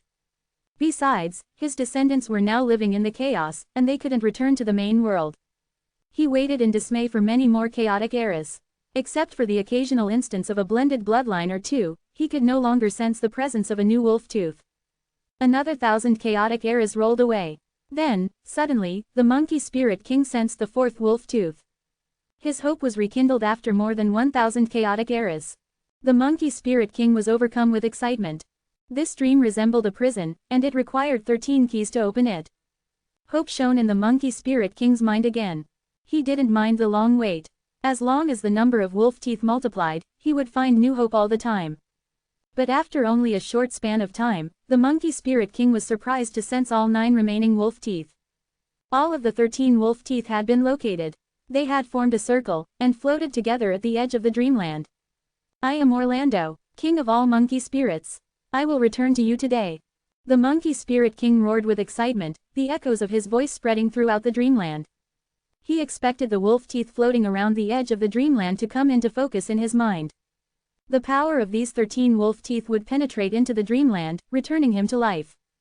But soon, the monkey spirit king discovered something was amiss. The 3-colored rope stringing the wolf teeth together was emitting a strange aura. More importantly, the wolf teeth didn't come into focus in his eyes but remained blurry. A sense of ill-boding rose in the monkey spirit king's mind. Chapter 3673, Turning Point. The monkey spirit king knew that he was currently a treacherous being. The Four Spirits sect had long found about the secret of the treacherous being, and they were able to study and research more about it.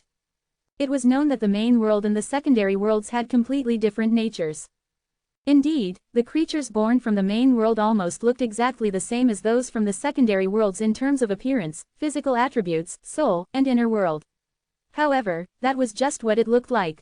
It was also a fact that creatures born from the main world had an attribute that those from the secondary worlds didn't have. The interesting part was this attribute couldn't be displayed in the main world. For example, if a certain creature of the main world was killed, then it would die. Its blood would be drained out, and its corpse would rot. Ultimately, it would return to dust. However, that wasn't the case when this creature was brought to the secondary world. If it was killed in a secondary world, the corpse would also decay and turn to dust. But afterward, it would revive in the form of a treacherous being. It was said that the treacherous being body was a form of special protection for the creatures of the main world. It would be difficult for anyone to kill it, and even if someone did, it could still revive. Originally, the location where the treacherous being would revive was also the place where it formerly died, and it was intended to be immovable. These things were what the monkey spirit king knew about the treacherous being body. While possessing incredible power and being able to revive repeatedly were definite advantages, a treacherous being also had a major drawback, the process of its awakening. The stronger one's strength originally was, the stronger obsession that person would need to complete their awakening. Thus it was very difficult to fulfill the monkey spirit king's obsession and achieve his awakening. The monkey spirit king was badly hurt just before he died. The 13-teeth necklace had disintegrated, and it was nearly impossible to collect and gather all the wolf teeth back. Now that the wolf teeth had appeared today, the monkey spirit king had instantly felt that something wrong was going on. And when he saw the 3-colored rope, his hunch grew stronger. He tried his best to remain calm and assess what was going on. Upon giving it a lot of thought, he discerned that the creatures outside were not his descendants. They were here to plot something against him. Although it was already clear for the monkey spirit king that the situation was very critical, he still didn't understand much about the other party's intention. The field of dreams should be totally safe. It should block all kinds of danger and anything that was beyond his obsession. What's going on? What's with this 3-colored rope? Just as the monkey spirit king was still contemplating and inspecting the 3-colored rope, it suddenly disentangled and divided into 3 parts, red, black, and green strands. Then, in front of his eyes, the ropes became snakes that started drilling towards the edge of the dream world. Snakes. Cornelius, that mongrel, I'm already at such a miserable state, but he still wants to kill me. The monkey spirit king was shocked at first. Then grief and indignation consumed him. After over 1,000 chaotic eras, his hatred had gradually dissipated. However, when he saw the 3 snakes of different colors, the hideous memories in his heart and mind resurfaced once again. At this moment, the snakes were probing at the edge of the dream. The edge of the dream was very mysterious, and it was supposed to be a special line of defense for a treacherous being. According to the memory of the monkey spirit king, it should be impossible even for the 4 spirits sect to break through. However, 1,000 chaotic eras had already passed. No one knew of the progress they made. He couldn't rule out the possibility that they were able to come up with a method to break into the dream world. As the monkey spirit king pondered on this thought, his eyes suddenly widened as it turned out that his guess was spot on. The 3 snakes that were probing the edge of the dream had finally broken in without much resistance. This is bad, I have to run. The monkey spirit king immediately realized that his life was in danger. He had to get out of there as soon as possible. The farther he could distance himself from the snakes, the better.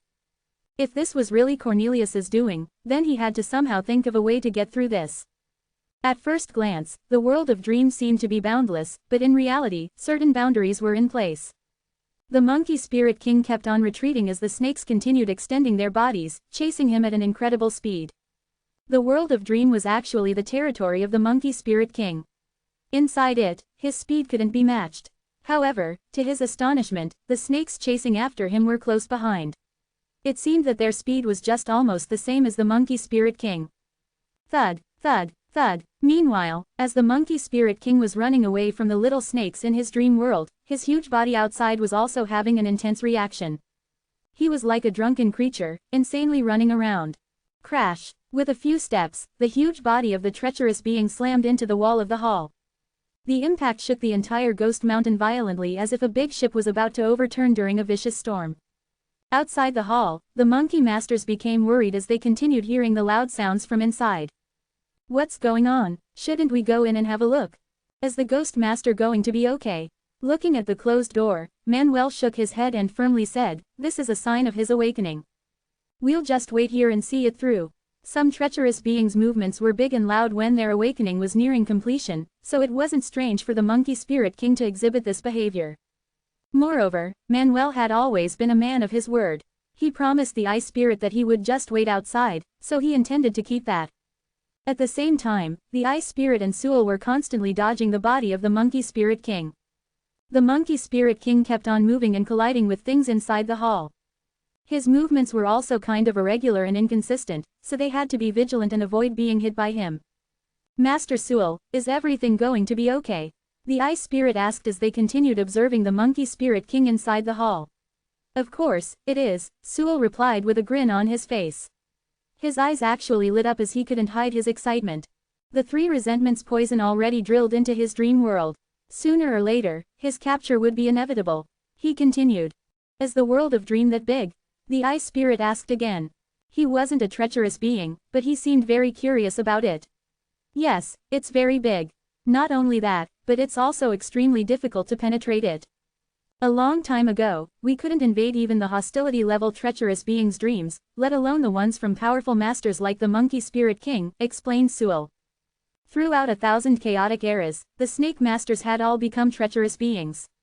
They dedicated themselves to do more researches and experiments to further their understanding. For example, originally, the location where the treacherous beings revived was supposed to be fixed. One had to revive wherever their bodies died. However, the Snake Masters and the Bird Masters could now move them to any location. Likewise, they had also figured out the method to invade one's dream world. Since only the treacherous beings' obsessions could break open their dreams, all they needed to do was to combine the trap with their corresponding obsession. After the Ice Spirit listened to Sewell's explanation, his eyeball was filled with awe and respect. These Snake Masters really deserved to be called as the powerful masters of the Four Spirits sect. They even came up with a specific method to obtain the treacherous being body of a powerful master like the Monkey Spirit King. It was such a fearsome breakthrough. However, although the Snake Masters had carefully organized a thorough plan, they had missed a crucial point. According to Sewell's arrangement, the 3 snakes formed by the 3 resentments poison should have entered the dream world along with the 13 wolf teeth. If the Monkey Spirit King wanted to leave the dream, he needed to get a hold of the 13-teeth necklace first. But once he obtained it, he would definitely be entangled by the 3 resentments poison. In one way or another, the Monkey Spirit King should have no way to escape. However, the problem was that although the wolf teeth were already on the edge of the dream, they were still in a blurry state. This only meant that the wolf teeth didn't actually enter the dream. Meanwhile, the 3 snakes continued to extend their bodies and chase the Monkey Spirit King down. The Monkey Spirit King kept running until he saw a dead end. A shiver ran down his spine, as he knew that he was in a complete bind. However, as he turned around and looked at the snakes chasing at him, he was stunned and confused at the same time. The snakes had straightened their bodies and were unable to move forward anymore. Wait, what happened? The Monkey Spirit King inspected the bodies of the snakes until his gaze went all the way to the 13 wolf teeth at their end. As he noticed that the wolf teeth were still in a blurry state, a huge smile immediately emerged on his face. He instantly understood what was going on and the former terrified expression on his face was replaced with ecstasy. The 3 little snakes had come into the dream world, but the wolf teeth did not. The bodies of the snakes couldn't extend indefinitely, as the wolf teeth prevented them and dragged them back outside of the dream. But how did this happen? While the Monkey Spirit King was overjoyed that he was now safe, he was also confused about what had just happened.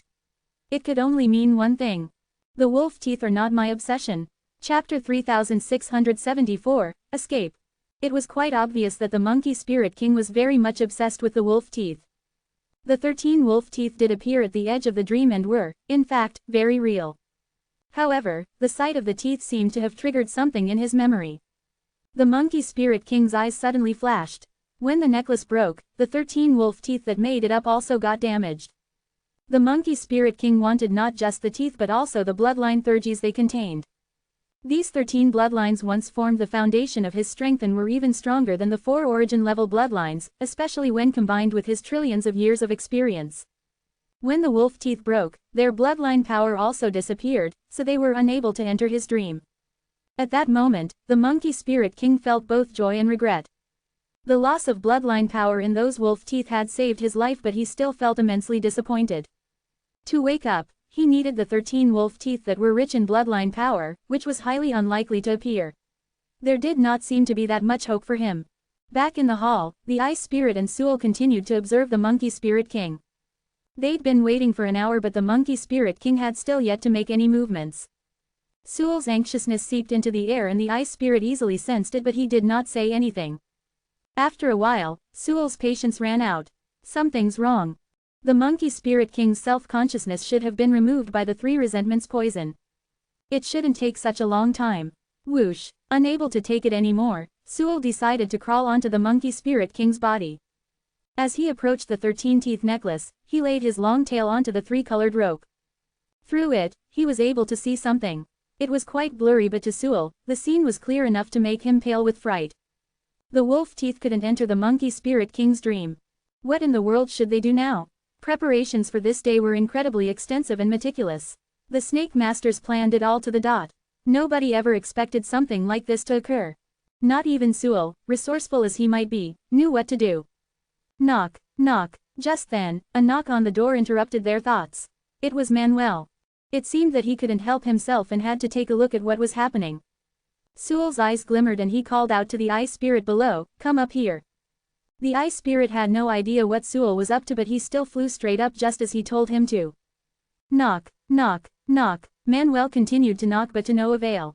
With no answer, he and the Monkey Masters decided to just burst in with a bang. The sight of Sewell on the Monkey Spirit King's shoulder made Manuel incredibly angry. He quickly shot Sewell a ferocious glare. "What are you doing, Sewell?" Sewell smirked. "I was planning on just leaving quietly, but since you burst in so rudely." Whoosh. With Sewell in control of his body, the Monkey Spirit King took a step forward and swung his fist towards Manuel. Unfortunately, the Monkey Spirit King was a bit clumsy due to the 3 resentments poison. Manuel, as the Great Ape King, was only second to the Monkey Spirit King, so a clumsy punch wasn't going to be enough to knock him down. His reaction was fast and he was able to dodge the Monkey Spirit King's attack. The same could not be said for the other Monkey Masters behind him, who had to suffer the blow because they did not move fast enough. Bang! With that strike, the entirety of the Ghost Mountain shook violently. The punch had sent the Monkey Masters straight onto the wall. What was once solid brick was now a smashed hole. Had they been ordinary creatures, then that clumsy punch would have been enough to kill them. Fortunately, they were treacherous beings who could only die through the light of annihilation. No matter how hard the Monkey Spirit King punched them, it would do nothing. Manuel, in an effort to avoid the Monkey Spirit King's strike, did a somersault and climbed up along his arm. He did not need to fight the Monkey Spirit King head-on. All he had to do was get rid of Sewell. The Ice Spirit turned to Sewell as Manuel made his way to them. "Do you want me to stop him?" "No, you won't be able to anyway," Sewell told him. He knew that the Ice Spirit was no match for Manuel. As soon as Sewell finished speaking, he suddenly hissed. The Ice Spirit did not see him move, but it seemed that Sewell had already launched his attack. Manuel, who had been climbing the Monkey Spirit King's arm, suddenly began to move and maneuver around acrobatically, as if trying to avoid numerous deadly weapons heading his way. In a way, the shadowless poisonous lines were indeed deadly weapons of the Snake Spirit sect. These things were incredibly difficult to detect because they were almost invisible. They could not kill treacherous beings, but they helped to greatly reduce their speed.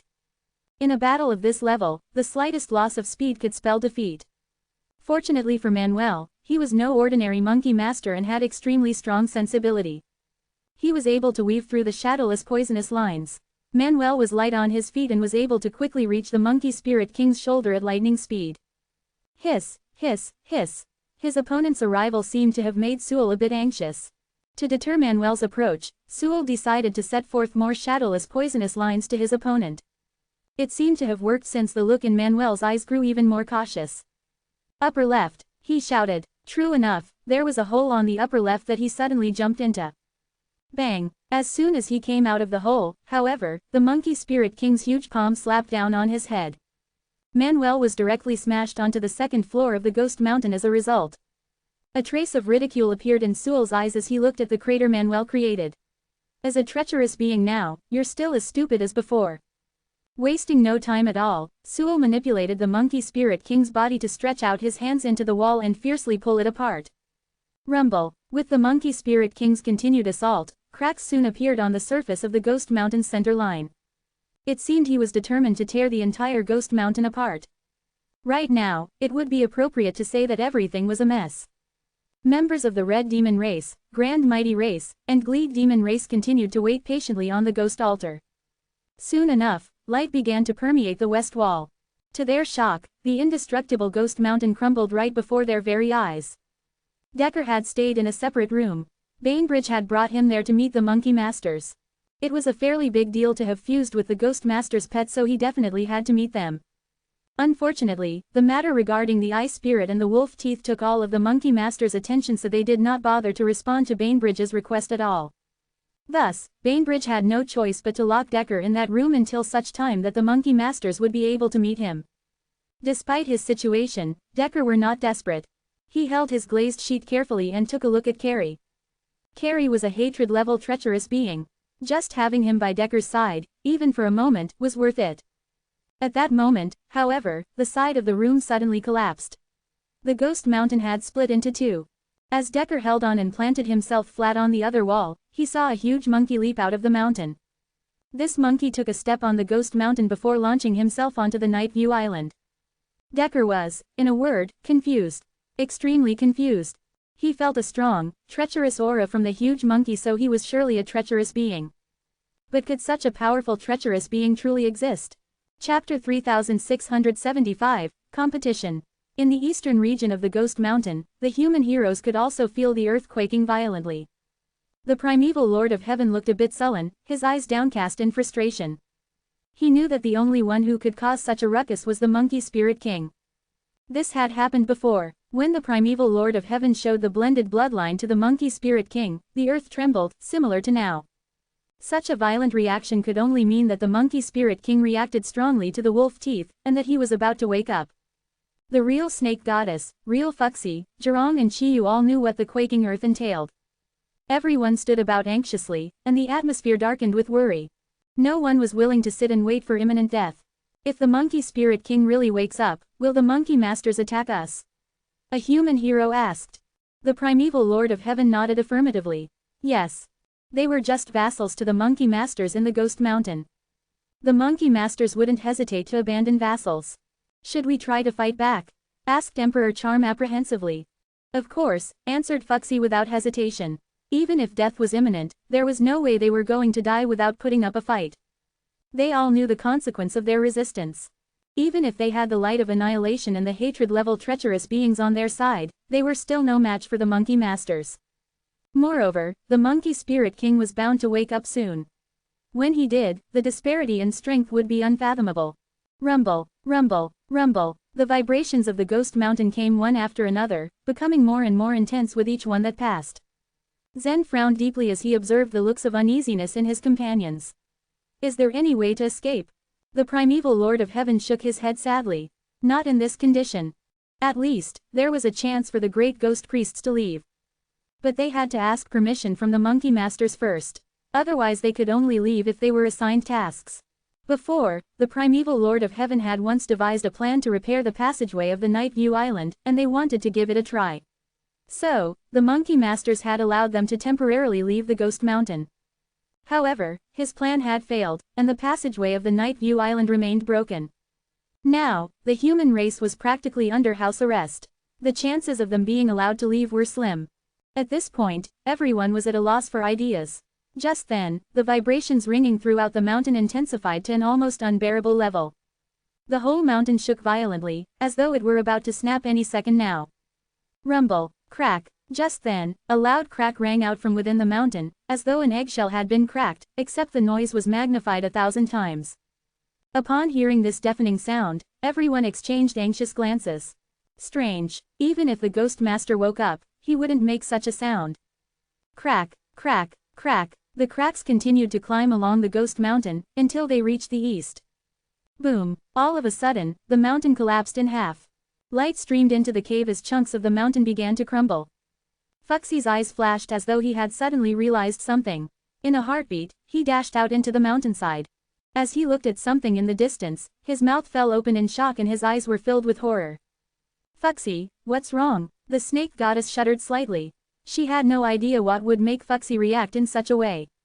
Following closely behind, she too stepped out into the light to see what Foxy was looking at. Then, her body began to tremble violently. In the distance, a giant ape the size of a mountain was ravaging through the debris that was once the Ghost Mountain. The Monkey Spirit King smashed the Ghost Mountain apart. "We can leave, this is our chance to escape." Overcome with relief and joy, the human heroes began to jump in excitement.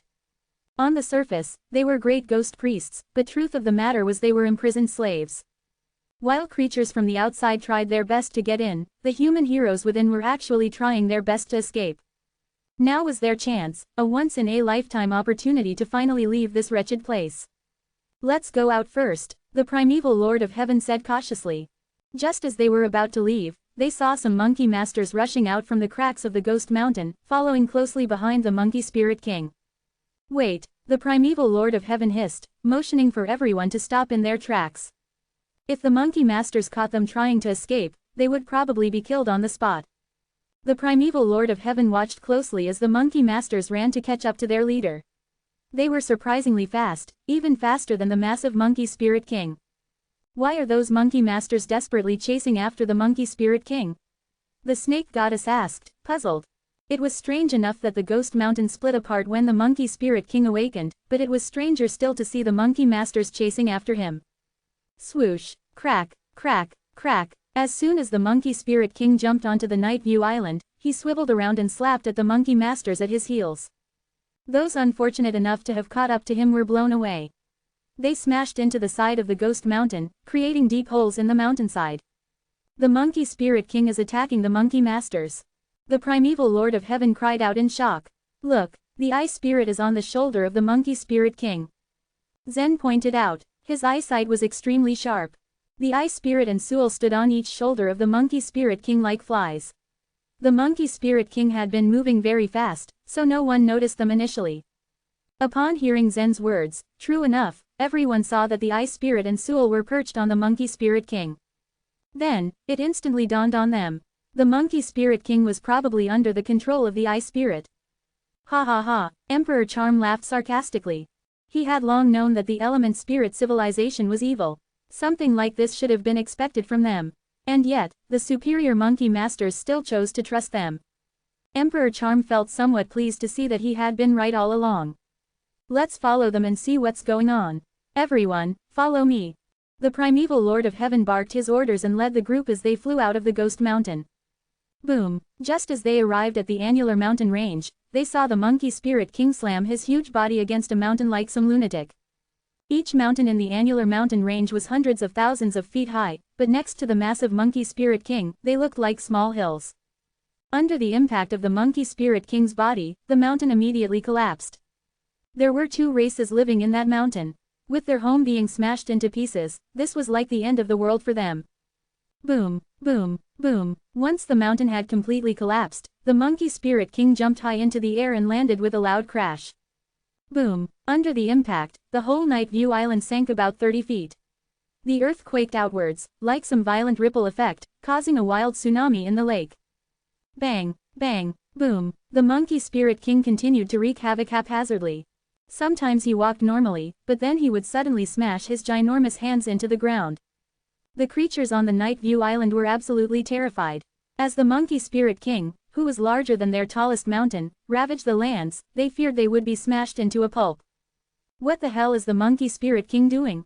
Chiyu asked in confusion, his brows furrowing deeply. The eyes of the snake goddess flickered with understanding. He hasn't awakened yet, but he can sense that the Element Spirit civilization is trying to control his body, so he is desperately trying to resist. That makes sense. Foxy nodded and continued, "It does seem like there are two forces fighting to control his body." Chapter 3676, Take a Risk. As soon as the Monkey Spirit King realized what happened to him, he began to struggle like mad in the dream. He did not wake up, but it didn't mean that he could not do anything. Then again, he always had a violent reaction every time a wolf tooth appeared, and there were 13 wolf teeth in total this time. Unfortunately, his struggles happened in a chaotic state. He could not effectively control his body, so it only affected Sewell's control. This also made his treacherous being body seem strange and contradictory. Many races on the Night View Island got affected. But as the commotion grew increasingly louder, more and more creatures noticed the mountain-like body. In a split second, they all left their territories and fled everywhere. As for Sewell, his brows knitted in seriousness. He tried his best to steer the Monkey Spirit King in the right direction as they stumbled towards the passageway of the Night View Island. The Monkey Spirit King's struggle was only a hindrance, but he could still get subdued at any time. He moved bit by bit, as he rolled and jumped. And every time the Monkey Masters approached, Sewell always took advantage of his powers to slap them away one by one. Whoosh, whoosh. At that moment, Claire and Gavin, who had been waiting outside, quickly went near. The two of them didn't expect such an accident to happen either. However, since the Ice Spirit had completed his task, they had to run away with him no matter what. As the Monkey Spirit King acted like a crazed demon, both of them did not dare approach him, but instead, they followed him from a nearby distance. Of course, Claire had also discovered Zen on the other side. There were dozens of people around him, including 4 great ghost priests. They felt quite lucky since Zen did not make any trouble for them. Naturally, they did not do anything to provoke him. The Monkey Spirit King is getting close to the exit in the middle of the lake, said Zhirong. We can't interfere. When they take the Monkey Spirit King away, we will also leave secretly, Emperor Charm said firmly. The primeval Lord of Heaven and the real Snake Goddess didn't say anything. That was because they were thinking about a more pressing problem. It was also an issue that had existed from the 77th Chaos, until now. It was the question of how to fight against the element spirit civilization. Of course, the Nihility race, which was led by the Grand Master of Heaven, was also their enemy now. The 4 Spirits sect supported those 2 races. With such strong forces, how could the human race fight them? The Human Spirit sect. Yet, the memories of the energy souls that came out of Zen's body told them clearly that the Human Spirit sect seemed to be on the side of the element spirit civilization. Some of the human heroes remained slightly impassive, but the primeval Lord of Heaven and the real Snake Goddess felt very disappointed. They had stayed in the Ghost Mountain for so many years. Through frequent contact with the Monkey Masters, they knew about the structure of the 4 Spirit sect, albeit sporadically. At the same time, they also knew that there was a Human Spirit sect in the 4 Spirit sect that belonged to the human race. The primeval Lord of Heaven and the real Snake Goddess had always had a kind of expectation, as they hoped that one day, the Human Spirit sect would appear and fully support them. Now, it seemed like a faraway dream. If they could awaken the Monkey Spirit King, perhaps they could persuade him to let the Monkey Spirit sect support the human race. Alas, the element spirit civilization would take the Monkey Spirit King away now. What was worse was that they could not do anything but watch. Even the unimaginably strong and powerful Monkey Masters were slapped away by the Monkey Spirit King, let alone these people. Bang, bang, bang, loud slaps filled the air as 3 more Monkey Masters got hit and sent flying away. The Monkey Spirit King's punch was so powerful that it pushed those 3 Monkey Masters straight out of the Night View Island's territorial boundary. Sizzle, sizzle, sizzle. Then, the invisible little bugs devoured them and they disappeared in the void dust. The treacherous beings could be revived infinitely, but the human race did not have the ability to do so. While the primeval Lord of Heaven hesitantly weighed his thoughts, Zen suddenly said, "No, we have to stop the Monkey Spirit King. We need his help." Emperor Charm looked at Zen in disbelief and asked, "Stop him? How do we stop him?" These human heroes were highly intelligent. Although they did not think too much about it, they immediately understood Zen's intention. However, none of the Monkey Masters could stop him, let alone them. "We just need to break the 13-teeth necklace," Zen answered. Upon hearing what he just said, everyone paid attention to the Monkey Spirit King's chest. The 13-teeth necklace dangled around his neck by a tricolored rope, and the end of the rope went into the back of his head. "But I'm afraid we're not strong enough. Our efforts might get wasted," Chiyu said and shook his head. "The hatred-level treacherous being is indeed quite strong, but that is still too weak for them," Zhirong agreed. The 4 human great ghost priests had merged with 4 hatred-level treacherous beings. When it came to strength, they were considered the best among the human heroes. Therefore, everyone took the fact that they could always rely on them for granted. "I have another idea. Why not use the other shore tokens?" Zen suggested. In turn, the human heroes were stunned. Before they fused with the treacherous beings, they relied hugely on 2 things, their bloodlines and the other shore tokens. Compared to the treacherous being in the bloodline, the other shore token was much more powerful and terrifying, and it was also changeable. But after they had stayed in the Ghost Mountain for so long, they kind of forgot about the other shore token. The Snake Goddess perked up in anticipation. Everyone present had the other shore tokens from the Supreme Pure Realm and even the Jade Pure Realm. Although these other shore tokens were not as powerful as the ones they had when human beings were in their prime, their combined strengths were still fatal. I can help anyone get close to the Monkey Spirit King, Emperor Charm exclaimed. With a slight shake of his shoulders, a pair of transparent wings emerged behind him. The transparent wings seemed to be made of diamonds, as their entire crystalline structure shone brightly. They were the swift bird's wings. This kind of bird was from the Jade Pure Realm. It was known for flying so fast that no one could catch it. The moment anyone approached it, it quickly disappeared. It was also impossible to measure the time span when the bird moved from one place to another. Thus, it disappeared so suddenly, and that was why it was called the swift bird.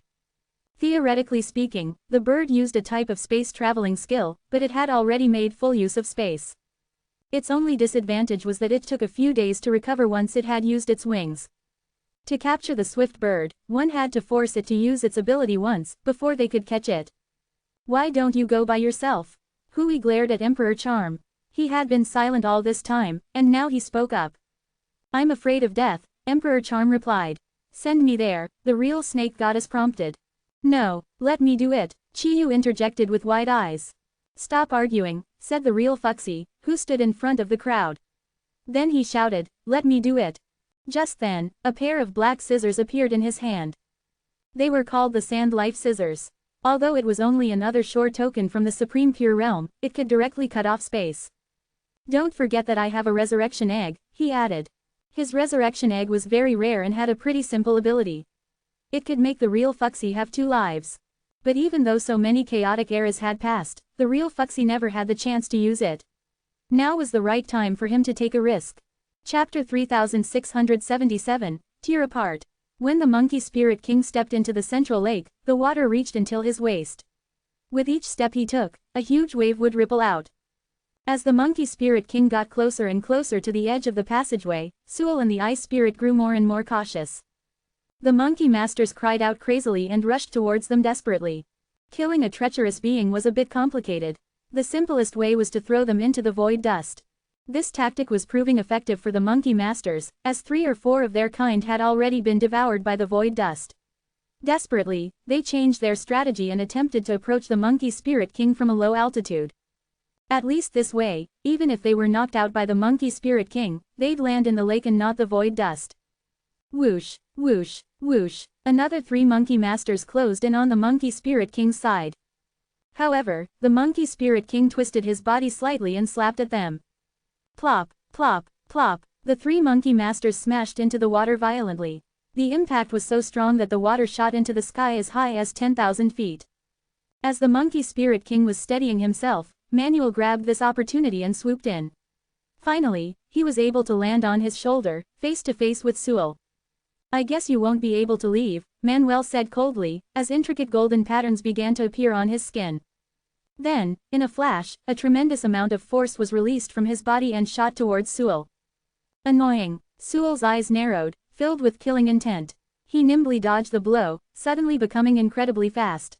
Just as Manuel rushed over to strike once more, Sual pounced onto him with great agility. In a flash, Sual had managed to wrap himself around Manuel's body, gradually tightening his grip.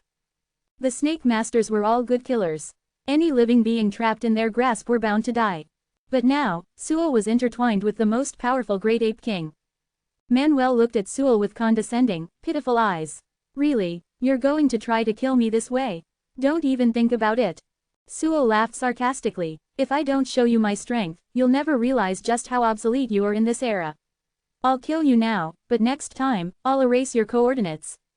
The second he finished speaking, Sual released bone spikes from his body. These bone spikes had been deeply buried in his body. They were hollow and contained holy stones within them, which would ensure Sual's safety when he used them. Puff, puff, puff, the bone spikes quickly embedded themselves into Manuel's body. Once secured, the bones shattered automatically, revealing the holy stones within. Buzz, all the holy stones released the light of annihilation simultaneously. The light of annihilation was fatal to any treacherous being. However, the stronger the treacherous being, the bigger the resistance to the light of annihilation. The light of annihilation was strong enough to directly kill hostility-level treacherous beings. The resentment-level treacherous beings had the ability to resist a blow, but they would be severely injured and irreparably damaged. On the other hand, hatred-level treacherous beings could completely withstand the light of annihilation. Manuel was stronger than hatred-level treacherous beings. Even if he was enveloped by the light of annihilation, he could come out of it unscathed. Sewell, however, was extremely confident in the holy stones. They were from the top of the 4 pillars, which meant they were of the highest grade. When the holy stones exploded simultaneously to release massive amounts of light of annihilation, Manuel's body began to tremble violently as though he had been electrocuted. His body, which he could normally manipulate freely, quickly hardened. Hairline cracks appeared on its surface, crawling all over his body until countless white fragments flaked off. With his body in this state, Manuel couldn't withstand Sewell's power. Crack, crack, crack, Manuel's body began to collapse. But by now, Sewell had already retreated. With the dozens of holy stones releasing light of annihilation, even Sewell himself couldn't stand it. Sewell and Manuel had been fighting on the shoulder of the Monkey Spirit King. Thus, when the holy stones exploded with light of annihilation, even the Monkey Spirit King was affected. Immediately, countless cracks appeared on his shoulder. Take back those holy stones. Sewell ordered the Eye Spirit. He was afraid of the light of annihilation, but the light had no effect on the Eye Spirit. The Eye Spirit sent over some eyeballs to retrieve the holy stones. The monkey masters who witnessed what happened were taken aback. Manuel and Sewell were at the same level. In terms of strength, Manuel was much stronger than Sewell, but now he was killed. Although they knew Manuel was going to revive from his coordinates, the monkey masters still felt hesitant to proceed. Hey, losers, Sewell spat. If you have the guts, keep on fighting. Casting them a cold glance, Sewell continued to guide the Monkey Spirit King towards the center of the lake. He had several cards up his sleeve which he knew were enough to deal with the monkey masters. But just then, a figure suddenly appeared in front of the chest of the Monkey Spirit King. It was Fuxi. He raised his head, holding up a pair of black scissors in his hand. His eyes met with Sewell's, and he grinned wildly. How dare you? Sewell cried indignantly. How dare those humble humans take part in the battle of the 4 spirits sect? They were courting death. At this moment, Sewell's mind was racing, but time was limited, so he only managed to spit out those 3 words. Crack. Without any hesitation, Fuxi snipped off the 13-teeth necklace. The rope made of 3 resentments poison fell towards the water, along with the wolf teeth. Fuxi, you're courting death. The Ice Spirit suddenly floated up ominously, his eyes flashing with killing intent. But Fuxi had retreated the second he snipped the cord. The swift bird's wings on his back could only be used once. Now they had lost their effect. Whether he would come out of this alive depended solely on his luck. The monkey masters, who had been watching nearby, were stunned. While they had noticed that the humans escaped from the Ghost Mountain, they had been preoccupied with the Ice Spirit and Sewell. It never occurred to them that these humans would help them save the Monkey Spirit King. With the 13-teeth necklace broken, there was a glimmer of hope. Sewell didn't have the time to chase after Fuxi. Instead, he quickly controlled the 3-colored rope to try to string the wolf teeth once more. Under his control, the 3-colored rope was like a nimble snake, chasing after the falling wolf teeth. The wolf teeth had only fallen 1,000 feet before they were easily caught and strung up by the 3-colored rope. Everyone, from Fuxi, who had managed to retreat, to Zen and the monkey masters, felt despair when they saw this scene. The flicker of hope that they had just sparked was instantly extinguished. Zen held his breath as he watched the 2 ends of the rope were about to form a complete, closed loop. However, the Monkey Spirit King's right hand suddenly reached up. Grabbing the 13-teeth necklace on his chest, the Monkey Spirit King ripped it off his neck fiercely. The 13-teeth necklace was destroyed. The 3-colored rope that had drilled into the back of his head was also pulled out. After Fuxi cut the 13-teeth necklace, Sewell's control over the Monkey Spirit King immediately weakened. The Monkey Spirit King, who was in the dream, immediately grabbed this opportunity. Using all his spirit power, he fought back against Sewell's control over his body. Chapter 3678, Promise. Once the 13-teeth necklace was pulled away, the Monkey Spirit King's body would instantly regain its freedom. However, he was still in an unconscious state. His dream was firmly restricting his awakening. Now that the wolf teeth left his body, his control over himself was also greatly weakened. Because of this, his huge body was constantly moving and attacking the surrounding area.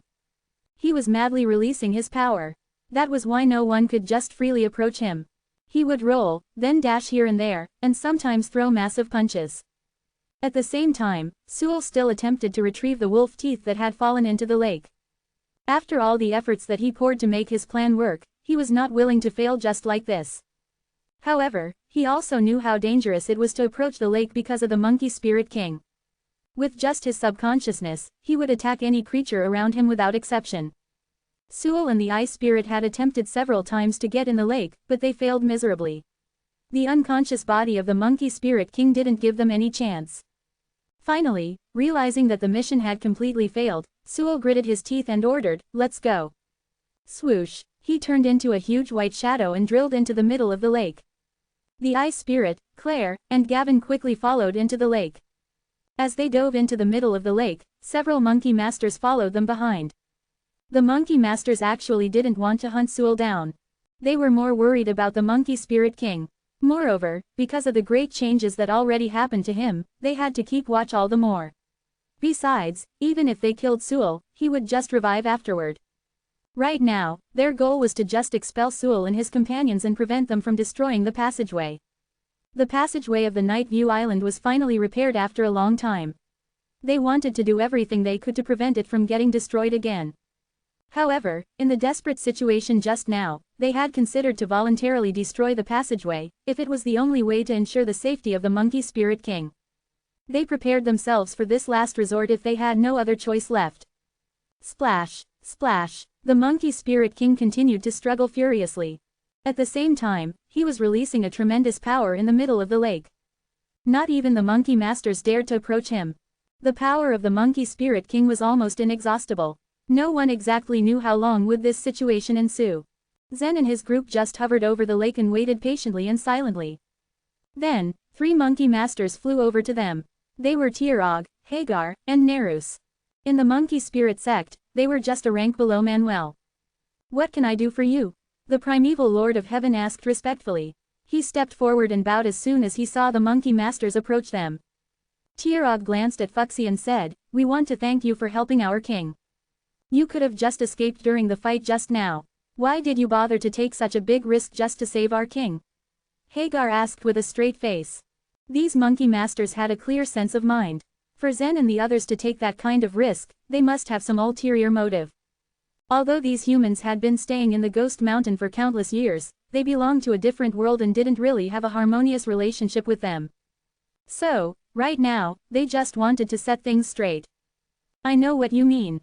And yes, it's because we have something to ask from the Monkey Spirit King, or technically, from the entire Monkey Spirit sect," the primeval Lord of Heaven replied with honesty. "The entire sect? Does that mean you want us to support you?" Nerus asked. The primeval Lord of Heaven let out a faint smile due to their straightforwardness. "Yes," he replied frankly. "Well, we have no say in this matter," Tirog said as he shrugged his shoulders. "Actually, even Manuel can't make the decision," Hagar added. "We understand that only the Ghost Master can make the decision," the primeval Lord of Heaven said with a faint smile. "I'm glad you understand. If he doesn't wake up, we can't do anything about your request," Nerus remarked. "Then, what if I wake him up?" the primeval Lord of Heaven suddenly asked. The eyes of the 3 monkey masters instantly lit up as they heard his words. They looked at each other and nodded afterward. They had known the primeval Lord of Heaven for a long while. He had established his reputation, and they knew that he wouldn't say such words without being sure that he could fulfill it. Hearing it from him, the monkey masters had begun to see a glimmer of hope. "You can really do that?" Tirog asked just to make sure. "There is a way," the primeval Lord of Heaven replied. "That's good to hear then," Tirog answered. "If you can wake our king up, we will definitely put in a good word for you," he added. The monkey masters were unable to make a decision themselves, but the monkey spirit king had the utmost trust in his subordinates, so he would absolutely consider their advice. For the primeval Lord of Heaven, that was already enough. He just wanted to make sure that the monkey masters would keep their end of the bargain. "Now, I want you to collect all of the wolf teeth," the primeval Lord of Heaven instructed. "Sure, and then?" Hagar asked. This was an important mission to them, so he wanted to hear the full details of the plan.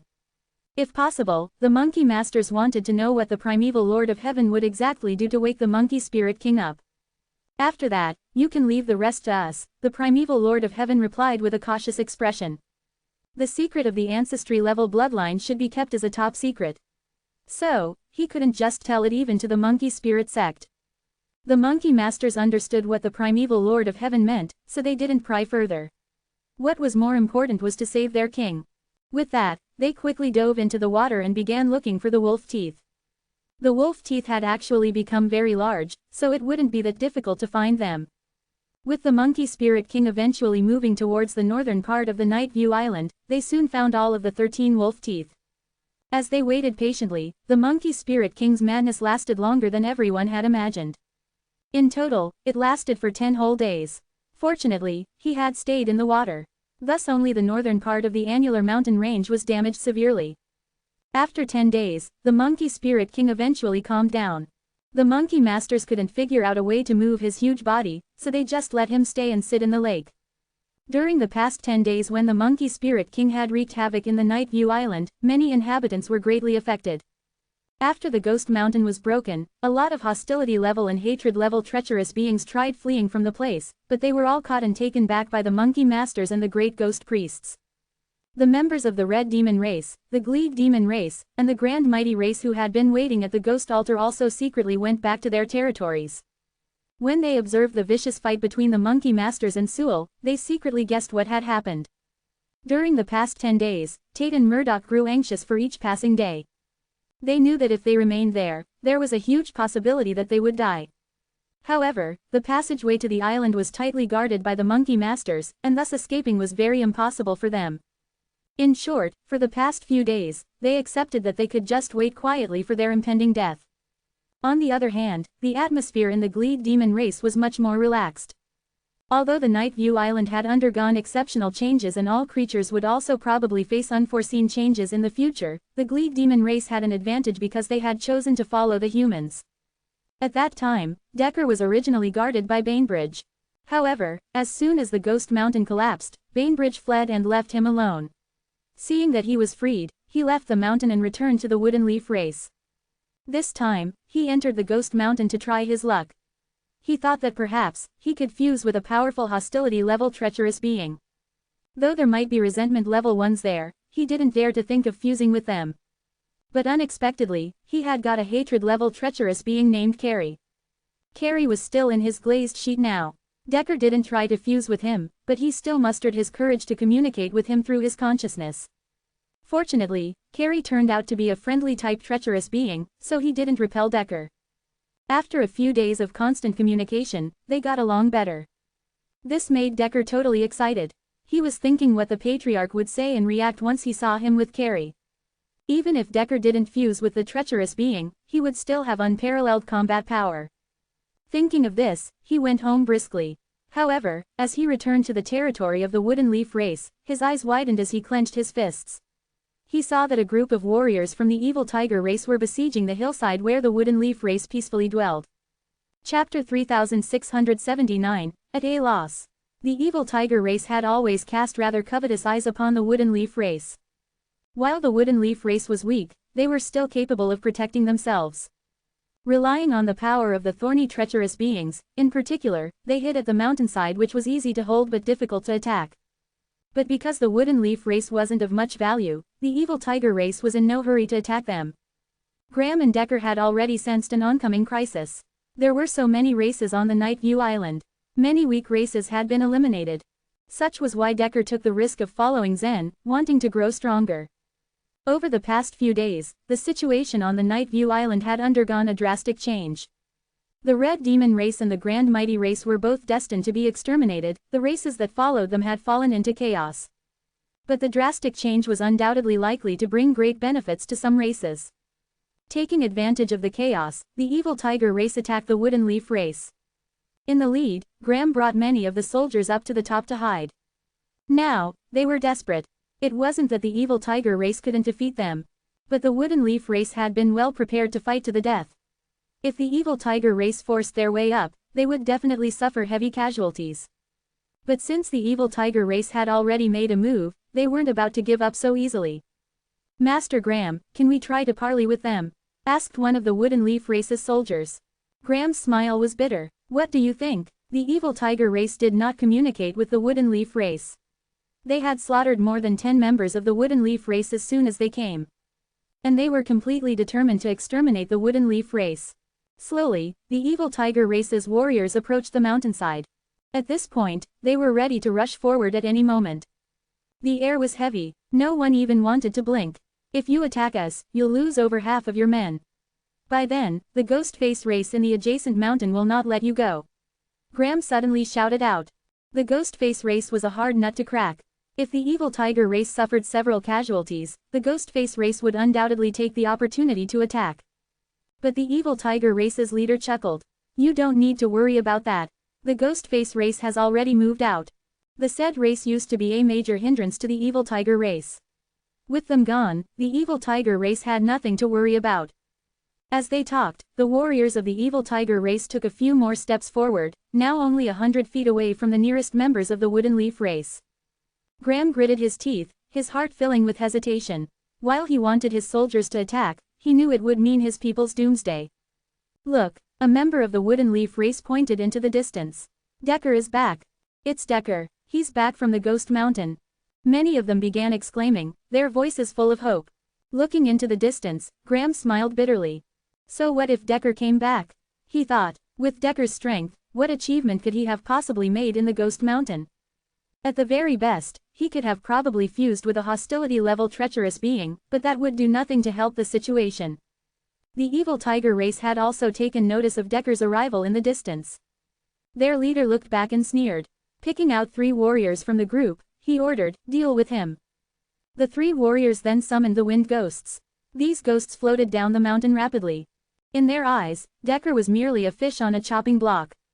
But just as they approached, Decker pulled out his glazed sheet and asked, are you willing to help me? In the past few days, he had gotten on harmoniously with Carrie. As a friendly-type treacherous being, Carrie was as simple as a child, regarding Decker as his friend. While he was unwilling to leave the glazed sheet, Carrie wouldn't hesitate to take action when his friend was in need, especially since the opponents seemed far too weak to give him any trouble. Sure, Carrie merely said. After getting his reply, Decker was expressionless as he gave the order, kill them all. When the warriors of the evil tiger race approached Decker, their eyes narrowed ferociously. They had been so close, but Decker was adamantly resisting. Just as the thought flashed through their minds, 3 sharp spines suddenly extended from the glazed sheet. Puff, puff, puff, they pierced accurately through the warriors of the evil tiger race. Along with them, they pierced through the wind ghosts attached to their bodies as well. Slowly, Carrie drilled out of the glazed sheet, retracting the 3 spines back to his back. Now, the 3 warriors of the evil tiger race were attached to his back. The moment had the entire wooden leaf race and evil tiger race completely stunned. Carrie's aura was undoubtedly gentle, but they could tell that he wasn't at the hostility level nor the resentment level. The terrifying fact was that he was at the hatred level. A chill ran down the spine of the evil tiger race's leader. To think that Decker had brought back a hatred-level treacherous being with him. Such was something only the great ghost priests were known to be able to do, and even then, it was highly difficult for them to leave the ghost mountain. It was completely unheard of. While he couldn't believe what he saw, he knew he had to take it as it was. Just then, Carrie started rushing toward the evil tiger race. Run, this is a hatred-level treacherous being. Oh my god, no trace of arrogance was left on the faces of the evil tiger race's warriors. Instead, they all ran away without hesitation. While Carrie looked like he was moving slowly, he was actually going at an astonishing speed. He shifted into a huge ball, shooting fast and piercing through the members of the evil tiger race, hanging their corpses on his back like they were nothing. In mere seconds, all the members of the evil tiger race were completely slaughtered. There was a moment of silence before the members of the wooden leaf race let out a loud cheer. Graham's eyes were still wide in disbelief. The human race no longer returned to the ghost mountain. At their request, a grotto was created in the south of the Night View Island. There, the 13 wolf teeth were neatly placed. To prevent the monkey masters from spying on them, the primeval Lord of Heaven and the rest had set up several enchanted barriers. The ancestry-level bloodline hates being separated from my body. If you get it out of your body without its permission, you will suffer, indeed. They had tried several methods to use the ancestry-level bloodline's power, but to no avail. I'm sure it has intelligence, said the real snake goddess. I tried communicating with it before I entered the Night View Island, but I also failed, Zen said, shrugging his shoulders. But judging from what it did before, it must have a specific purpose, remarked the primeval Lord of Heaven. The snake goddess nodded and said, "It only takes the initiative to make a move if it thinks the situation is in its favor. Otherwise, it will only protect Zen passively. Since we can't communicate with or persuade it, it's almost impossible to ask its help," said Emperor Charm pessimistically. The entire grotto fell silent. Originally, the primeval Lord of Heaven had been confident. But after several attempts, there was no breakthrough whatsoever. Just as everyone was left at a loss, Zen suddenly stood up and walked up to a wolf tooth. Crack, and then, he cut into his arm. Through the wound, the ancestry-level bloodline could be observed. But the ancestry-level bloodline was rather thick. When it shrank within the wound, not even a single drop of blood fell. Chapter 3680, The Energy of a Drop of Blood. Glowing before the primeval Lord of Heaven and the other human heroes was the ancestry-level bloodline. They attempted to trace it with their eyes. Its very existence was unusual to them. Its aura was truly unlike any other aura they had ever felt from the blended bloodlines. The blended bloodlines of the 13 wolf teeth had 13 different auras, each with their own special quality. For instance, the wolf tooth on the furthest right held the power of fire, from which its scorching aura truly radiated. Its aura was so strong that even if the tooth had been damaged, it still emitted heat. If one inched towards it, they would feel a burning sensation seep into their flesh. The third wolf tooth from the right radiated a completely different aura. Unlike the previous one, this one was soft and quiet, comfortable even. If one laid their hands upon it, tension would disappear completely from their bodies, being replaced with serenity. There were other auras in the 13 wolf teeth. Some complemented each other, some opposed each other. Either way, with all of the auras, complexities, it was difficult to deny the teeth were extraordinary. The aura of the ancestry-level bloodline was also extraordinary, but for a different reason. To primeval Lord of Heaven and his companions, it was obvious the ancestry-level bloodline's composition was unusual, but even so, they knew it was far from complex. It was the simplest thing. It was pure and perfect. The primeval Lord of Heaven sighed, putting a hand over his chest. None of them knew how the Four Spirits sect was able to obtain such an excellent object. Out of all of them there, it was Zen who knew how truly powerful the ancestry-level bloodline was. Because of this, it was him who knew how to appreciate it the most for all it was. However, he also knew that despite how powerful it was nothing unless he was able to make use of it. Moreover, the ancestry-level bloodline had a mind of its own. No one was able to control it. It made its own decisions. It could decide to help Zen, but it could also devour him completely. Despite this, Zen decided its power was worth the risk. After he made a cut on his arm, he spoke, "I do not know whose side you are on, but more than ever, I need you to hear me out. The monkey spirit king is in a deep slumber. Only the 13 wolf teeth can wake him up. If you are against the monkey spirit king, then continue ignoring me. But if you are willing to help him, I beg you, please restore the bloodlines of the wolf teeth." He knew this was a desperate action, but he had to do it.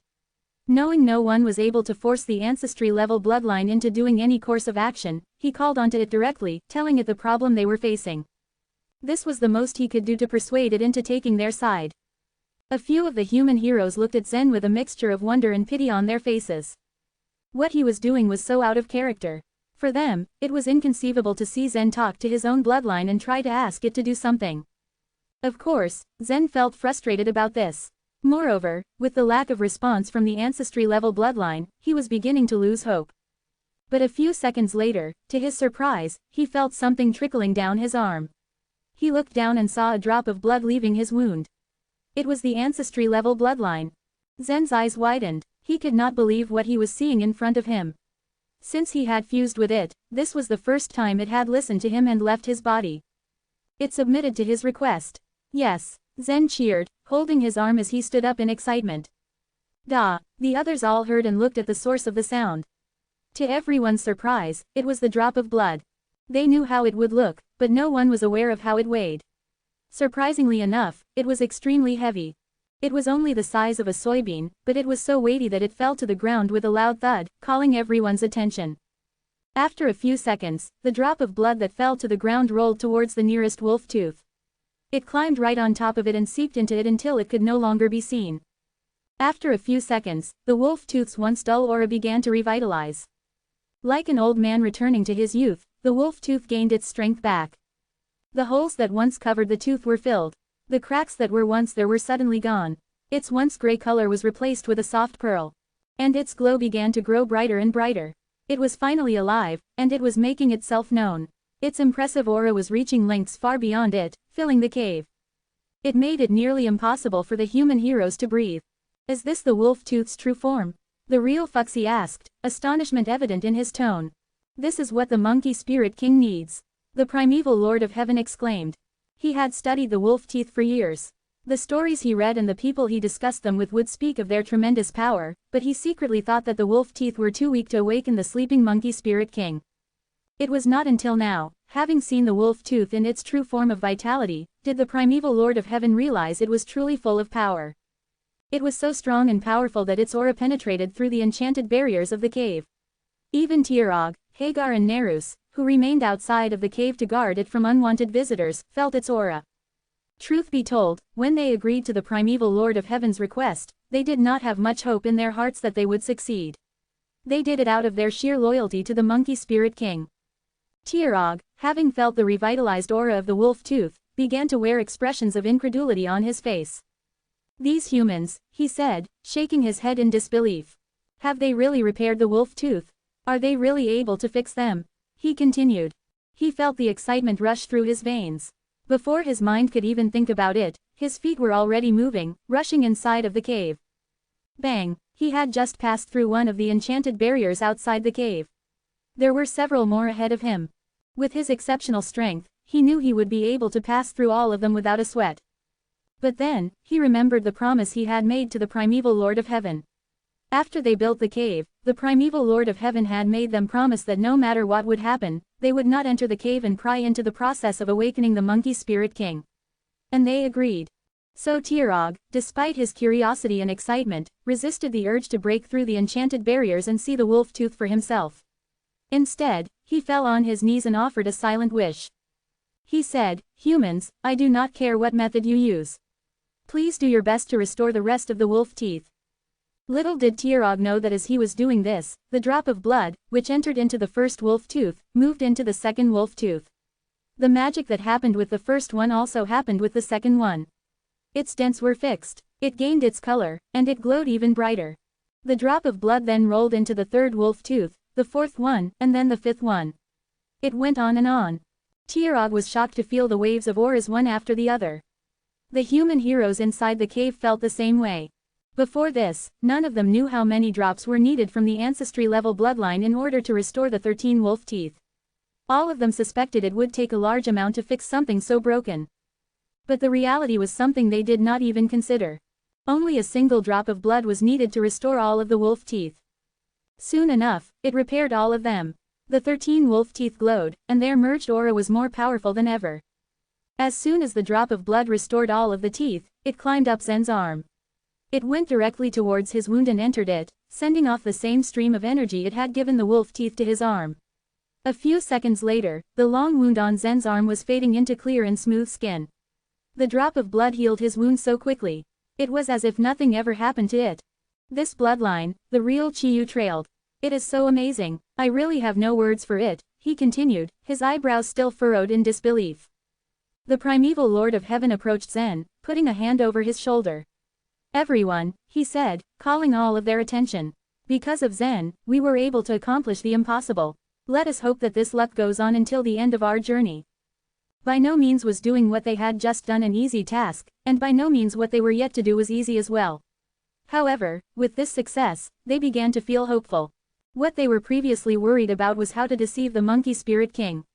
Although most of the monkey masters did not give much thought to what method they had used to wake the monkey spirit king up, there was still the possibility that some of them and even monkey spirit king himself would figure out the truth. The monkey spirit king was very knowledgeable. Once he awakened, in an instant, he would know that it was the ancestry-level bloodline that had restored the 13 wolf teeth. But having reached so far already, the group knew that fear could not be a choice. The primeval Lord of Heaven raised his arms up, and as he did, the enchanted barriers guarding the cave had been brought down, giving access to those who wished to enter. Tirog, who had been waiting so long for this opportunity, immediately ran inside. Upon seeing the restored 13 wolf teeth, he cried out in happiness. "Yes," he exclaimed, his voice being loud enough for it to reverberate throughout the cave. In this state of celebration, he quickly acted, sending the information of the restored wolf teeth back to Ghost Mountain. After Manuel was killed, he revived inside the Ghost Mountain, wherein he led the monkey masters and the great ghost priests to repair the place. Even though Manuel was busy, upon hearing the news, he immediately dropped whatever he was doing and rushed to the cave to see if the news was true. Following him were all the monkey masters, who were also eager to see if the 13 wolf teeth had truly been restored. Although Manuel wanted so badly for the news to be true, he could not shake off the doubt in the back of his head. He used to be the star of the eternal divine courtyard, so he knew that the ancestry-level bloodline was the only object to be able to restore the 13 wolf teeth to their original forms, and the ancestry-level bloodline was something a person could not get a hold of so easily. Could it be that these humans were able to reach the ancestry-level bloodline? The thought of it was more absurd than being able to restore the wolf teeth. But it was there. It was real. Manuel shook off his confusion and focused on what was in front of him. He called on a monkey master. The monkey master brought out a long hemp rope from the Ghost Mountain. He pierced the hemp rope into the wolf teeth, forming a necklace. The monkey master carried it in his hand, making sure not to scratch or drop such delicate and important objects. Manuel said, "Bring the 13-teeth necklace to the monkey spirit king. Make sure no harm comes to the necklace on the way." The monkey master nodded and went on his way.